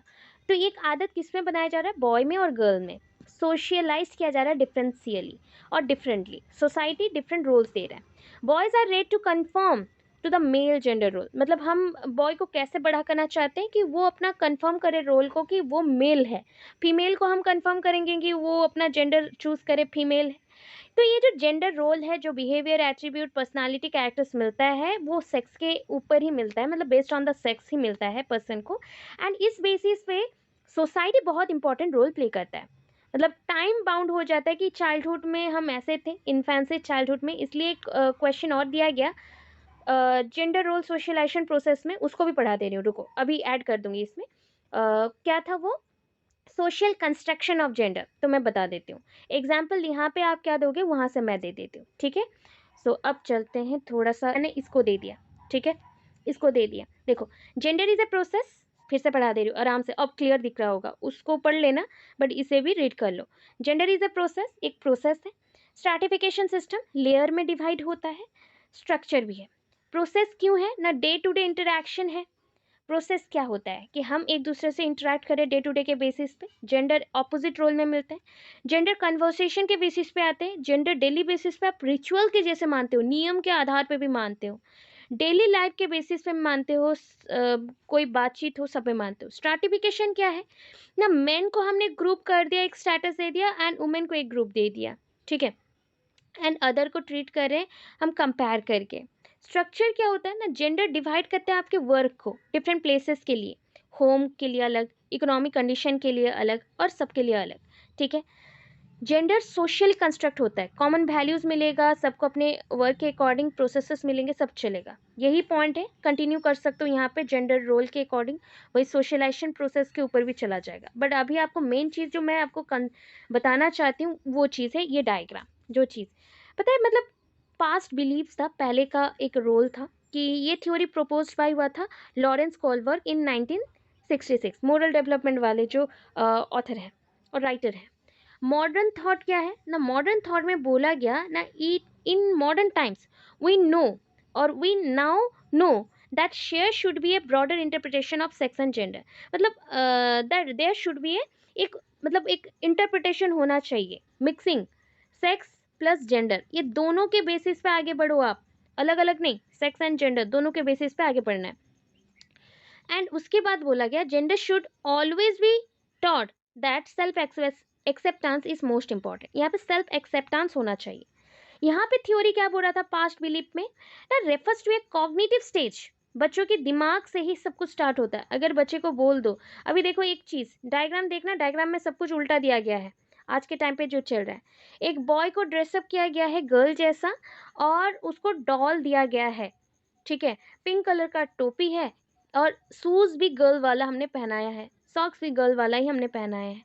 सो क्या वो गर्ल हो जाएगा? नहीं, उसका चॉइस है वो कैरेक्टर जैसा ले सके। हम अगर जैसे बोलेंगे रहने को उस अकॉर्डिंग उसके माइंड में फिक्स हो जाता है, इसलिए वो गर्ल जैसा बिहेव करता है। अदरवाइज हम जैसे उसको ट्रीट करेंगे इक्वल बेसिस पे तो वैसे ही चलेगा। अगर एक गर्ल को हम बचपन से ट्रीट करते हैं कि वो बॉय जैसा है, शूज देखो, बॉल दिया उसको, ड्रेसेस दिया, अलग अलग है, तो उस बेसिस पे ही वो डिसाइड होगा कि वो मेल है या फीमेल है, वो सोचने के लिए बाउंड हो जाएगी, बट वो कॉन्स्टेंट फिक्स हो जाएगा। बट ये सारे चीज़ ना बस सोशली कंस्ट्रक्टेड है, समाज ने बनाया है, फिर से चेंज करो परिवर्तन हो जाएगा। अभी देखो मैं थोड़ा सा रोल आपको बताती हूँ, हिंदी इंग्लिश दोनों में लिख दिया है। सो लिंग का परिचय पता है, मतलब चाइल्डहुड पीरियड से आता है, जो कि सोसाइटी ही डिसाइड करता है। चाइल्डहुड में मतलब इंट्रो फर्स्ट आप दे दोगे, उसके बाद 2 to 3 एज, जो आपका 2 to 3 एज का पीरियड है वो क्या है, दे गो टू आउटसाइड, वो बाहर जा रहे हैं, लर्न करें बहुत सारे थिंग्स को, learn various things related to dresses, toys and affection. And इसमें बच्चे का क्या होता है, जेंडर आइडेंटिटी मिलता है। ये डायग्रामेटिक ही ऐसे ही लिखना अच्छा रहेगा, जेंडर आइडेंटिटी मतलब लिंग का परिचय मिलता है। बच्चे इस समय बाहर जाते हैं, समाज से अपने रहन सहन का और खिलौने का और कौन प्यार करते हैं उसके बारे में जानते हैं, मतलब कौन सा पर्सन आपको कैसा प्यार करता है उसके बारे में भी जानते हो, उस बेसिस पे भी आपको चेंजेस मिलते हैं। अभी 3 से 4 साल का बच्चा है, क्योंकि सोशलाइजेशन हो रहा है ना, वो बाहर जाएगा तभी तो सोशलाइज्ड होगा। देखो, दे एंटर स्कूल, वो स्कूल में जा रहे हैं। सो सेकेंडरी सोशलाइजेशन एजेंसी आया, सोशलाइजेशन एजेंसी सेकेंडरी, स्कूल को पता क्या है, बताया क्या क्या था, the school secondary socializing agent है। प्राइमरी सोशलाइजिंग एजेंट आपका फैमिली होता है। तो उस बेसिस पे स्कूल में जाएगा, लर्न करेगा जेंडर बायस, ये जो आपके अंदर भेदभाव होते हैं, द्वंद्व होते हैं, जेंडर को लेके भेदभाव किया जा रहा है, फेस करेगा, कन्फ्लिक्शन ये फेस करते हैं, उसी चीज़ में द्वंद्व में फंसते हैं। तो इसमें भी जेंडर आइडेंटिटी मिलता है, लिंग का परिचय। अभी 4 से 8 साल का बच्चा है, ठीक है, very active in social play, वो सोसाइटी में रोल प्ले करना चाहता है, खेलता है, कूदता है, उसके साथ सोसाइटी में रहते हुए रोल प्ले करता है। उसका क्या होता है, लीडरशिप कैरेक्टर डेवलप हो रहा है, ऑपोजिशन थिंकिंग आ रहा है, मतलब आप क्या होते हैं, देखो अपने गिरोह का नेता, मतलब एक ग्रुप बन गया, उस ग्रुप में वो खुद सोच रहा है मैं लीडर हूँ, मैं आगे बढ़ूंगा, मैं प्रभावित करूंगा, मैं जैसा हूँ वैसा बनना चाहता हूँ, उसके साथ लीडरशिप स्टाइल डेवलप होता है बच्चों में। एंड ऑपोजिंग बिहेवियर, ठीक है, मिक्सअप करके आंसर को लिखोगे और प्रेजेंटेशन अच्छा होगा। लास्ट पॉइंट बोल रहे हो, ट्रांजिशन, जिस पेज में एक्चुअल में क्या क्या चेंजेस हुआ देखना है। अब देखो कैरेक्टर डेवलप, क्योंकि हम बदलाव देखना चाहते हैं। सो पता है 2 से 4 साल के बच्चे का लॉयल्टी बहुत बढ़ जाता है, निष्ठा, सिंपैथी, सहानुभूति, believes in every one's. Thought फट से क्या होता है, 2 से 4 साल का है ना, जो भी मतलब पर्सन आए उसको कुछ भी बोल दे वो मान जाता है। अभी देखो उसके नेक्स्ट में क्या हुआ, कैरेक्टर डेवलप। 4 से 8 साल में क्या हुआ था ना, वो सोशल सिकनेस हो गया, वो घर पे रहना पसंद नहीं करता, वो सोसाइटी में जाके समाज पे ज़्यादा भरोसा करता है, वो समाज पे जाता जाके मिक्स हो जाता है। गैंग बनाना, एक साथ ग्रुप में रहना, टोली, इसको गैंग को हिंदी में बोलते हैं टोली। प्रीजुडिसेस, पूर्वाग्रह, मतलब पहले से जो चला आ रहा है जो नियम है उसको मान लेना, ठीक है। अभी देखो और क्या है, डोंट लाइक स्किल्स, थॉट और गेम्स ऑफ अदर्स। वो पसंद नहीं करते कि दूसरों की रुचियाँ क्या है, कौशल क्या है, वो क्या खेल रहे हैं, मुझे जो पसंद है मैं खेलूंगा। अब सोसाइटी ने मेरे पर फिक्स कुछ किया है तो उस अकॉर्डिंग मैं चेंज हूँगा, बट मुझे और किसी जैसा बनना नहीं है। Always attract towards negative thinking, मतलब ऐसे होते हैं बच्चों का माइंड, जो चीज़ उसको करने को मना किया जाता है वही चीज़ वो बार बार करते हैं। अभी देखो एडोलेसेंस पीरियड में सोशलाइजेशन का रोल क्या है। ये जो लास्ट मैंने 3 पेज दिखाया ना डायग्राम से लेके, वो सोशलाइजेशन प्रोसेस में भी ऐड कर सकते हो, क्योंकि जेंडर सोशल कंस्ट्रक्ट होता है, सोसाइटी बना रहा है। मैं बस वहाँ पे रोल बता रही थी एग्जाम्पल के साथ, यही चीज़ वहाँ पे भी है। नोट दोनों ही सेम है, वहाँ पे एग्जाम्पल्स अलग है, यहाँ पे मैंने चार्ट के बेसिस पे बताया है, ठीक है। उसको भी पढ़ लेंगे थोड़ा सा और इसको भी पूरा देख लो, आपको जो इजी लगे उसको लिखना बेस्ट रहेगा, आपका आंसर सबसे अलग बनेगा, यूनिक बनेगा। Social construction of gender during adolescence, क्या होता है किशोरावस्था में, जो कैशोरावस्था आता है एडोलेसेंस पीरियड, इसमें आप क्या दोगे ना, इंट्रोडक्शन देंगे। एडोलेसेयर का लैटिन वर्ड से आया है, तो एडोलेसेयर का मतलब होता है टू ग्रो टू मैच्योरिटी, मतलब परिपक्वता की ओर बढ़ना। आप परिपक्व हो रहे हो, खाना को जब पकाते हो क्या होता है, मैच्योर हो जाता है, जब उसको टेम्परेचर नेचुरल में मिलता है वो भी पक जाता है। तो वैसे ही चीज़ है, आपको जैसे जैसे सोसाइटी कुछ डिसाइड करते जा रहा है, आपका आइडेंटिटी फिक्स होते जा रहा है, आप वैसे बड़े होते जा रहे हो, तो आपके अंदर वो गुण फिक्स होते जा रहा है, ठीक है। तो अभी आगे हम 4 से 8 साल के बच्चों का पढ़े थे। अभी 10 से 11 साल में क्या हुआ ना, physical growth at higher peak. इस टाइम पे फिजिकल ग्रोथ देखो, बॉडी का डेवलपमेंट चलते रहता है, आपको याद होगा 10 से 11 साल बोला गया है, ना कि 11 से आगे। प्यूबर्टी नहीं बोल रही, प्यूबर्टी से पहले। अभी क्या होगा ना, इस फेज में एक्चुअल सेकेंडरी सेक्सुअल ग्रोथ थोड़ा थोड़ा करके स्टार्ट होता है। इस स्टेज को हम प्यूबर्टी पीरियड भी बोलते हैं, क्योंकि यहाँ से ही प्यूबर्टी का आरंभ होता है, ठीक है। वय संधि अवस्था कहलाती है, ठीक है। नेक्स्ट में आ जाओ, 11 to 14 years and 14 to 16 years, मतलब बोल सकते हो 11 to पूरा 16 ईयर्स क्या है, ये इंपॉर्टेंट स्टेज है, ठीक है। सबसे इंपॉर्टेंट स्टेज, मेंस्ट्रुएशन साइकिल इसमें चलता है फीमेल्स में।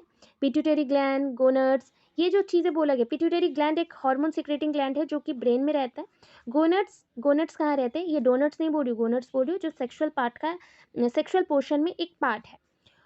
फिर बोला मैंने सोमाटोट्रॉपिक, ये भी एक हार्मोन है, गोनाडोट्रॉपिक हार्मोन है।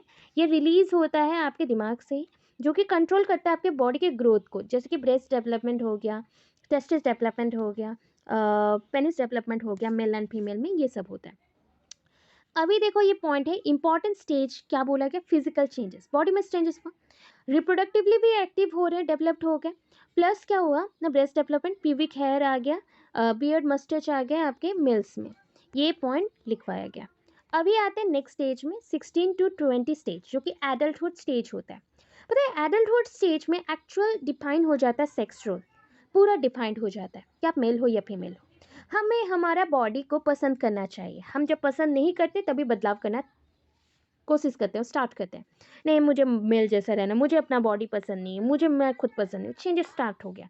Love your own body, important चीज़ है। Attract towards the opposite sex, इस समय में हमारा क्या होता है, साथ श्रृंगार एवं स्वप्रेम बढ़ना, मतलब उसके साथ साथ ऑपोजिट सेक्स, जो हमारे जो विपरीत लिंग वाले होते हैं उस तरफ हम आकर्षित होते हैं। अगर मैं बोलूँ इसमें क्या हुआ ना, जेंडर आइडेंटिटी तो हो गया, जेंडर कांस्टेंट भी हो गया। नीड ऑफ ऑटोनॉमी, खुद से आप अभी फिक्स कर सकते हो, सेल्फ आइडेंटिटी, खुद का परिचय बना सकते हो। अगर नेगेटिव में बोले, कभी कभी क्या होता है ना, हम अपना कॉन्फिडेंस को लूज करते हैं, कभी कभी आपका बॉडी मॉस्कुलिनिटी ग्रोथ में रहता है, मसल पावर, आपको लगेगा कि आप मेल हो, फीमेल नहीं हो, क्योंकि आपका मसल का स्ट्रेंथ बहुत ज़्यादा है। फिर क्या हुआ, कुछ कुछ केसेस में फेमिनाइन कैरेक्टर भी आता है। तो ये डिसाइड होता है कि मेल एंड फीमेल में कैरेक्टर कैसे आते हैं, एंड हेटेरो एंड होमोसेक्सुअलिटी भी आता है। एक ही बॉडी में 2 सेक्सेस प्रेजेंट हो सकते हैं, बहुत बाई चांस होता है, या उल्टा भी हो सकता है, ऑपोजिट हो सकता है, या फिर हेटेरो में मेल में पेनिस रहेगा, टेस्टिस रहेगा, फीमेल में ओवरी रहेगा या ऑर्गन रहेगा। इतना ही रहा, ठीक है। कुछ समझ आ रहा है? ये इजी वो वाला करना, वो बेटर है। एज पीरियड के अकॉर्डिंग पूरा डिफरेंस दिखा दिया ना। तो अगर क्वेश्चन आता ना, gender as a social construct और how gender influence to choose a career और चॉइस ऑफ कोर सब्जेक्ट्स, ये आंसर लिख सकते हो। सोशलाइजेशन प्रोसेस भी आए तो लिख सकते हो, तो वो ठीक है। अभी इन्फ्लुएंस ऑफ फैमिली से मैं स्टार्ट कर रही हूँ, यहाँ से कंटिन्यू करना। रोल प्ले तो हो गया, रोल फिक्स कैसे होता है एज के अकॉर्डिंग मैंने मेंशन कर दिया। अब है फैमिली कैसे आपको इन्फ्लुएंस करता है रोल सिलेक्ट करने में। तो जेंडर रोल सोशलाइजेशन में also explain the different types of behaviour. बहुत टाइप्स के बिहेवियर को ये फिक्स करता है, because family is a primary agent of socialization. तो ये बहुत ज़्यादा क्या करता है, आपको आपके बिहेवियर को फिक्स करने में हेल्प करता है। क्या करता है, different type of relationship mail females में एग्जिबिट होता है इसके वजह से। Every type of culture also influence करता है फैमिली को कि वो अप्रोप्रिएट मेल एंड फीमेल का कैरेक्टर्स चूज करने में हेल्प करे और ये सारे मेंबर बन जाए सोसाइटी के। एक्सप्लेनेशन देखो, ब्लू एंड पिंक का पूरा दिख रहा है सेट, डायग्राम देखना, ये सारे ब्लू में है, मतलब ये blue dresses, blue room, pictures etcetera, ये पिंक में है, डॉल्स वगैरह सब कुछ है पिंक में है, पता चल गया होगा। अभी देखो, the toys and games parents select for children are often unconsciously intended to socialize them। ठीक है, हम अप्रोप्रिएट जेंडर रोल्स में बच्चों को डालने के लिए, हमारे बच्चों के लिए हम खिलौने सिलेक्ट करते हैं, गेम्स सिलेक्ट करते हैं। वही गेम्स अल्टीमेटली उनको फिक्स करता है एक जेंडर में, एक जेंडर में फिक्स कर देता है। जैसे गर्ल्स को क्या रिसीव होता है, डॉल्स मिल के, तो वो क्या बनेगी फ्यूचर में, उसका रोल रहेगा मदर जैसा। वो डॉल के साथ कैसे रोल प्ले करी है, मदर जैसा रोल प्ले करी है। And since women are expected to be more nurturing than men, giving a girl doll teaches her to care for it, foster the value of caring for others। मतलब हमें इस society के लिए girls को ज़्यादा prepare करना है कि वो जाके बड़े होके फीमेल बनेंगी और फीमेल मेल से ज़्यादा संभालती हैं सब कुछ, मतलब जैसे केयर में, नर्चरिंग में। तो उस अकॉर्डिंग वो अपने डॉल को भी वैसा ही टीच करती है और वैसे ही रोल प्ले करना स्टार्ट करती है डॉल के लिए भी। ठीक है, जैसे बॉय को अगर रिसीव हुआ dolls, they are likely to be action figure. कैसे डॉल उनको चाहिए ना, वो डॉल्स के साथ थोड़ा एग्रेसिव रहते हैं, उनको उड़ा के लेके जाएंगे, खेलेंगे कूदेंगे, ऐसे करेंगे, कभी तोड़ देंगे, ऐसा होता है। कभी फीमेल मतलब कोई गर्ल चाइल्ड को देखा है खिलौने दिए एंड वो पूरा तोड़ तोड़ के सब कुछ बिखार देते हैं। अगर वो बहुत संभाल के रखते हैं, छोटे हैं अलग पॉइंट है, बड़ा हो गए तो संभाल के रखते हैं। तो ये जो हुआ when it comes to emotion, अगर मैं बोलूँ ये पता नहीं था एंड जेंडर में फिक्स होते जा रहा है, जब वो इमोशनली अटैच हो गया इस पॉइंट के साथ तो आपको पता चलेगा कि फीमेल जो होती है बहुत ज़्यादा क्या होता है, सिंपैथेटिक होती है, वीक होती है इमोशन के बेसिस में। एंड मेल्स क्या होते हैं जो ज़्यादा थोड़ा सा करेजियस दिखाते हैं, थोड़ा सा स्ट्रॉन्ग दिखाते हैं, स्ट्रॉन्ग इमोशंस, ऐसा होता है। तो एक वर्ड आता है एलेक्सीथामिया। एलेक्सीथामिया, एलेक्सीथामिया क्या होता है पता है, मतलब inability to control your emotions. Emotion हर चीज़ को कंट्रोल करता है, ये वन काइंड ऑफ डिसऑर्डर जैसा है, जब आपका इमोशन बहुत ज़्यादा हावी पड़ता है आपके ऊपर एंड कंट्रोल करता है आपके सेक्सेस को, तब ये आता है एलेक्सीथामिया। सो ये पॉइंट रहा, ठीक है। समटाइम्स बॉय क्या करते हैं, बहुत एग्रेसिव होते हैं उनके फैमिली रिलेशन के लिए, समटाइम्स वो अवॉइड करते कहीं पे जाने के लिए। तो ये जो पॉइंट है, मतलब कंफ्यूजन क्या हो रहा है देख रहे हो ना, मेल अवॉइड करता है, वो गेम्स में रहता है, वो बच्चे छोटे से ही खेल कूद में रहते हैं, बट फीमेल क्या रहेंगी, जहाँ पे मदर है उनके साथ रहेंगी, या फिर जहाँ कुकिंग हो रहा है, जहाँ पे मदर कुछ कर रही हैं, फ्लावर से सजा रही है, तो वो सब में रहते हैं। तो रिलेशनशिप ऐसे स्ट्रांग होते जा रहा है। ये थोड़ा सा मैंने बात किया फैमिली से, थोड़ा आप अपने अकॉर्डिंग एक्सप्लेन करना। पहला पॉइंट है डॉल्स को लेके देना, ड्रेसेस, एंड उसके बाद इमोशंस बता देना। इन्फ्लुएंस ऑफ सोसाइटी, सोसाइटी बहुत सारा एजुकेशनल पॉइंट ऑफ व्यू से सिखाता है। As children enter the educational system, society के अंदर ही स्कूल है, तो जैसे स्कूल के अंदर जाता है बच्चा या सोसाइटी में वो एंटर करता है, एजुकेशन सिस्टम में जाता है, ट्रेडिशनल जो एक्सपेक्टेशन है फॉर बॉयज़ एंड गर्ल्स वो कंटिन्यू होना स्टार्ट करता है। ट्रेडिशनल में क्या है ना, इन द पास्ट बहुत सारे रिसर्च में ये फोकस्ड किया गया है, मेरे teachers were short changing girls in the classroom. मतलब ये होता है कि ना, उनका जो पॉइंट ऑफ व्यू रहता है गर्ल्स के लिए अलग रहता है एंड जो बॉयज़ के लिए रहता है वो अलग रहता है। बिकॉज बॉयज़ थिंक करते हैं कि वो एनालिटिकल है, तो टीचर उनको बहुत ज़्यादा ही मैथ्स एंड साइंस के लेके फोकस करते हैं। एंड गर्ल्स को वो फोकस क्या करने के लिए बोलते हैं, जस्ट लाइक होम साइंस और डेकोरेशन, टीचिंग, ये सब में। So teacher encourage them to go into the career, like कौन से करियर में जाना है, the career like science and math, such as a computer science और इंजीनियरिंग ऑल्सो। ठीक है। सो ये स्टडीज़ में बताया गया कि हम जो काउंसलिंग करते हैं बच्चों को, कि गर्ल्स को क्या पढ़ना है, बॉयज़ को क्या पढ़ना है, तो ये काउंसलिंग वैसा आगे के जैसा नहीं होना चाहिए था। क्योंकि जैसे काउंसलिंग करोगे, उनके माइंड में जैसे डालोगे, वो रीइंफोर्स चलते रहता है कि क्लासरूम में वो ऐसे ही बनने को ट्राई करते हैं, वैसे ही बनते जाते हैं धीरे धीरे। सोशली वो वैसे ही उनका डिज़ायर आता है कि वो इंजीनियर बनेंगे, वो टीचर बनेंगे। तो ये हो गया अलग अलग। देखो, jobs for boys, jobs for girls, ऐसे दो दो डिफरेंट वेज में मैंने पिक्चरली दिखाया है। एग्जाम्पल जैसे मैं अभी दिखा रही हूँ, that is a women working in the traditionally male occupation. अगर पहले के टाइम पे देखना, जैसे कि आज के टाइम पे क्या होता है कि वुमेन इंजीनियर्स भी हैं। पहले के क्या होता था, मेल ऑक्यूपेशन क्या होते थे, जैसे इंजीनियरिंग होते थे, वो ग्लास सीलिंग कर रहे, घर बना रहे, तो आज के टाइम पे वुमेन्स भी बना रहे। ठीक है। आज के टाइम पे वुमेन एक्सक्लूसिव पोजीशन में पहुंच चुके हैं, जो एग्जीक्यूट कर सकते हो आप। एग्जीक्यूटिव पोजीशन बोलो, एक्सक्लूसिव पोजीशन, जो out of the box career choose करे, उसमें भी जा सकते हो। आजकल के टाइम पे मेल क्या करे, नर्सिंग, नर्सिंग पॉइंट में जा रहे हैं। उनका रोल जो गर्ल का रोल था, पहला जेंडर रोल था कि वो नर्सिंग वाला पॉइंट चूज करेंगे, आज मेल भी चूज करें। आज के टाइम पे मेल एंड फीमेल का जो ड्रेसिंग है वो ऑलमोस्ट सेम हो चुका है। जैसे पुलिसमैन, तो पहले के टाइम पे ना जो फीमेल पुलिस होती थी, उनको साड़ी पहनना पड़ता था। आज के टाइम पे क्या है ना, वो स्पोर्ट्स वेयर, यूनिफॉर्म, जो जैसा है उनके लिए, मेल फीमेल का दोनों सेम ही पहन सकते हैं। जैसे देखो, कुछ कुछ वर्ड्स बोलो, डिस्क्रिमिनेशन, बस भेदभाव करना, कहाँ पे, स्पोर्ट्स एंड एक्टिविटी में, मीडिया के थ्रू। लो सेल्फ एस्टीम, मतलब ये बोला गया अवेयरनेस ऑफ इमेज, अगर हम लोग लो कॉन्फिडेंट हैं, एम्ब्रेसमेंट हो रहे हैं, तो वो पॉइंट है। लैक ऑफ रोल मॉडल, जो हमारा सेपरेशन करने में हेल्प कर दे रहा है कि रोल मॉडल कुछ नहीं है, तो फीमेल रोल मॉडल्स बहुत कम है इस पीरियड में, तो फीमेल के लिए कुछ भी नहीं है। फ्रेंड्स एंड पीयर इनएक्टिविटी, अभी देखो कुछ लोग होंगे जो डी वैल्यू करेंगे, वैल्यू नहीं देंगे फीमेल को या गर्ल चाइल्ड को, तो ऑब्वियस है उनका नेगेटिविटीज़ आएगा। लैक ऑफ अपॉर्चुनिटीज़, हम वुमेन को और ज़्यादा ओनली एक्टिविटीज़, कुछ कुछ वुमेन एक्टिविटीज़ में ही इंक्लूड करेंगे, ज़्यादा नहीं। So since men are encouraged, बहुत टाइम इनकरेज किया जाता है कि तुमको मॉस्कुलाइन कैरेक्टर मिला है, तुम्हारा बॉडी मॉस्कुलर है, मसल्स है, तुम्हारे पास स्ट्रेंथ है, तो तुम ऐसे बिहेव करो या ऐसे रहो। एंड फीमेल को डिस्करेजमेंट किया जा रहा है। एडवर्टाइजमेंट में भी अगर चेक करोगे, आज के टाइम पे एडवर्टाइजमेंट में फीमेल ज़्यादा है, बट प्रीवियसली अगर एडवर्टाइजिंग में चेक करना, स्टीरियोटाइपिकल थॉट्स बहुत ज़्यादा थे। फीमेल्स एडवर्टाइजिंग में जाती ही नहीं थी, आजकल के टाइम पे एडवर्टाइजिंग में जाती हैं। पहले के टाइम पे जो नॉर्मल होता था पीरियड्स के लिए, जो भी मटेरियल्स और सैनिटरी पैड्स को यूज़ किया जाता था, वो पहले के टाइम पे ऐसा इश्यूज हो जाता था कि उसको एडवर्टाइजमेंट में भी शो नहीं किया जाता था। अदरवाइज मतलब और एक पॉइंट पे बोल सकते हैं कि फीमेल के लिए जो भी चीज़ें आती थी, उसको मेल अगर खरीदने जाए और बाय करने जाए, परचेस करने जाए, उनको शर्म आता था। तो ये पॉइंट आज के टाइम पे चेंज हो रहा है। तो यही बोला गया, gender advertisement refers to the image in advertising that depict stereotypical gender roles.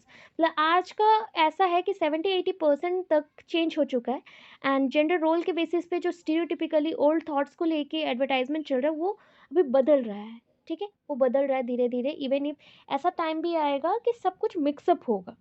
So despite many peoples desire to strive towards the gender, greater gender equality, उसके बाद भी इतने सारे चेंज, डिस्पैरिटीज़, रोल में कन्फ्यूज़न, बहुत सारे स्कॉलर्स ने भी बताया है कि जेंडर ऑब्सेस्ड हमें एडवर्टाइजमेंट नहीं दिखाना है, ताकि बच्चों को भेदभाव हम कर रहे हैं तो ना करें। तो ये सब से क्या होगा ना, मेन एंड वुमेन के अंदर जो ग्रेटर कनेक्शन है वो और अच्छा बनेगा, नेगेटिव में नहीं जाएगा, जेंडर इक्वालिटी आ जाएगा ट्रेडिशनल वेज में जो नहीं था। अभी ये रिसर्च किया गया है, कुछ रिसर्च के बारे में हम मेंशन करेंगे, जो कि इन वन कंबाइंड एनालिसिस, एक कंबाइंड एनालिसिस में स्टडीज़ में बोल रही हूँ, मोर देन 60 स्टडीज़ हुए हैं, रिसर्च हुए हैं। एंड उसमें बोला गया है, हमने पोर्ट्रे किया है वुमेन एंड मेन को कुछ कैरेक्टर के बेसिस पे। यहाँ पे 1 2 3 4 है, कुछ पॉइंट्स को लिख सकते हो। Women were 4 times more likely than man to not have a speaking role. ठीक है, मतलब ऐसा है कि अगर बातचीत में बोला जाए, बातचीत बहुत ज़्यादा करते हैं और रोल्स के बारे में बताया जाता है। सो वुमेन के रोल्स के बारे में ज़्यादा 4 गुना ज़्यादा बताया जाता है मेन के रोल्स के according. Women were 3 times more likely than men to be presented as a product user rather than an authority. आजकल के एडवर्टाइजमेंट देखना 3 टाइम्स 3 गुना ज़्यादा होता है मेन के कंपैरिजन में फीमेल जो भी एडवर्टाइजमेंट करे। जस्ट लाइक एडवर्टाइजमेंट में टी का हो या फिर पैड्स की हो, कपड़ों का हो, साड़ी का हो या फिर सब्जियों का हो या फिर कोई भी जैसे घर का अप्लायंसेस के बारे में हो, होम डेकोर के बारे में, सब के बारे में। Women were 3.5 times more likely than men to be presented at home or in a domestic environment. ये भी समझ गए होगे और ज़्यादा नहीं चाहिए, इतना इनफ है। ये सारे एग्जाम्पल्स दिए गए हैं। कुछ कंक्लूजन एग्जाम्पल्स देखो। आज के टाइम पे चेंज क्या किया गया है, जो खाना लड़के भी बना सकते हैं। तो कुछ एडवर्टाइजमेंट में जैसे कि मास्टर शेफ प्रोग्राम्स हो रहे हैं, तो उसके जो भी हाईली ऑथराइज्ड जजेस होते हैं वो भी प्रेजेंटेशन दे रहे हैं, या फिर आपके एडवर्टाइजमेंट में बता रहे हैं, तो वो सब भी हो सकता है। जैसे मैगी बना रहा है कोई या फिर कोई कुकिंग के मसाले स्पाइसेस को बेच रहे हैं, तो उसमें भी बता सकते हैं। तो ये सब को लेके कंक्लूजन अब देंगे। तो कंक्लूजन में दिया गया है, even though gender role socialization has been highlighted either at home, घर पे भी हाईलाइट किया जा रहा है, सोसाइटी में भी हाईलाइट किया जा रहा है, एडवर्टाइजमेंट में भी हाईलाइट किया जा रहा है, but now it is people are trying their best to break this stereotypes. जो पुराने कहावतें थी या पुराने रूढ़िवादी समस्याएं थी और बातें थी जो ट्रेडिशनल वे में कंटिन्यू हो रहा था, वो अभी चेंज हो चुका है। Females are no longer expected to just run a house but focus on their education and career well.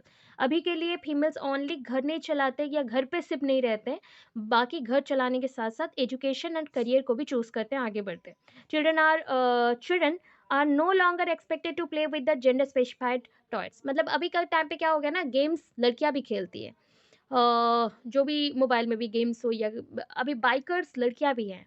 सो ऐसा है कि जो पहले में डिसाइड किया जाता था कि डॉल्स ओनली कन्फाइंड किया गया है फीमेल्स के लिए और गर्ल चाइल्ड के लिए, एंड हीरोज वाले स्टैचूज बॉय के लिए, तो वो अभी चेंज हो गया है कि बच्चों को जो मन है वो करेंगे।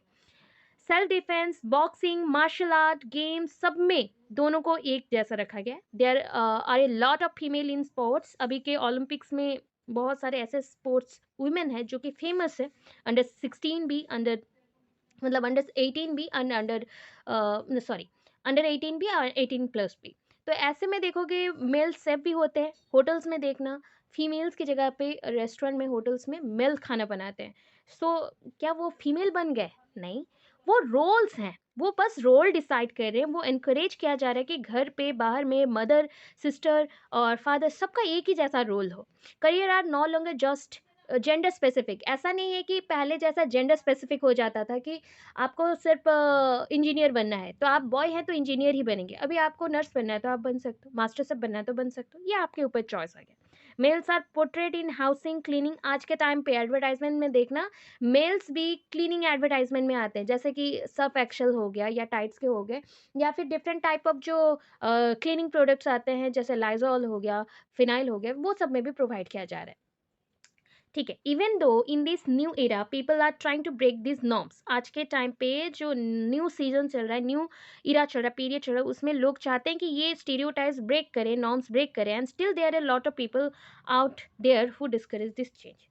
इनमें से और भी अभी भी कुछ लोग होंगे जो आपको बार बार नीचा दिखाएंगे, नीचे बोलेंगे भी कि तुम गर्ल हो, गर्ल जैसा रहो, तुमको कुछ नहीं आता, तुम ऐसा हो वैसा हो। तो वो चीज़ चेंज करना है। सोसाइटी में पॉजिटिव भी होगा, नेगेटिव भी होगा। जैसे आप लोग यूट्यूब में भी देखते हो, पॉजिटिव नेगेटिव दोनों हैं। जैसे रील्स में कपड़े छोटे हो रहे हैं लड़कियों के, तो ये एक पॉजिटिव सेंस नहीं है, नेगेटिव ही है। उनको बताया जाए कि इक्वलाइजेशन इस बेसिस पे नहीं, एजुकेशन में सोसाइटी को चेंज करने के लिए करना चाहिए।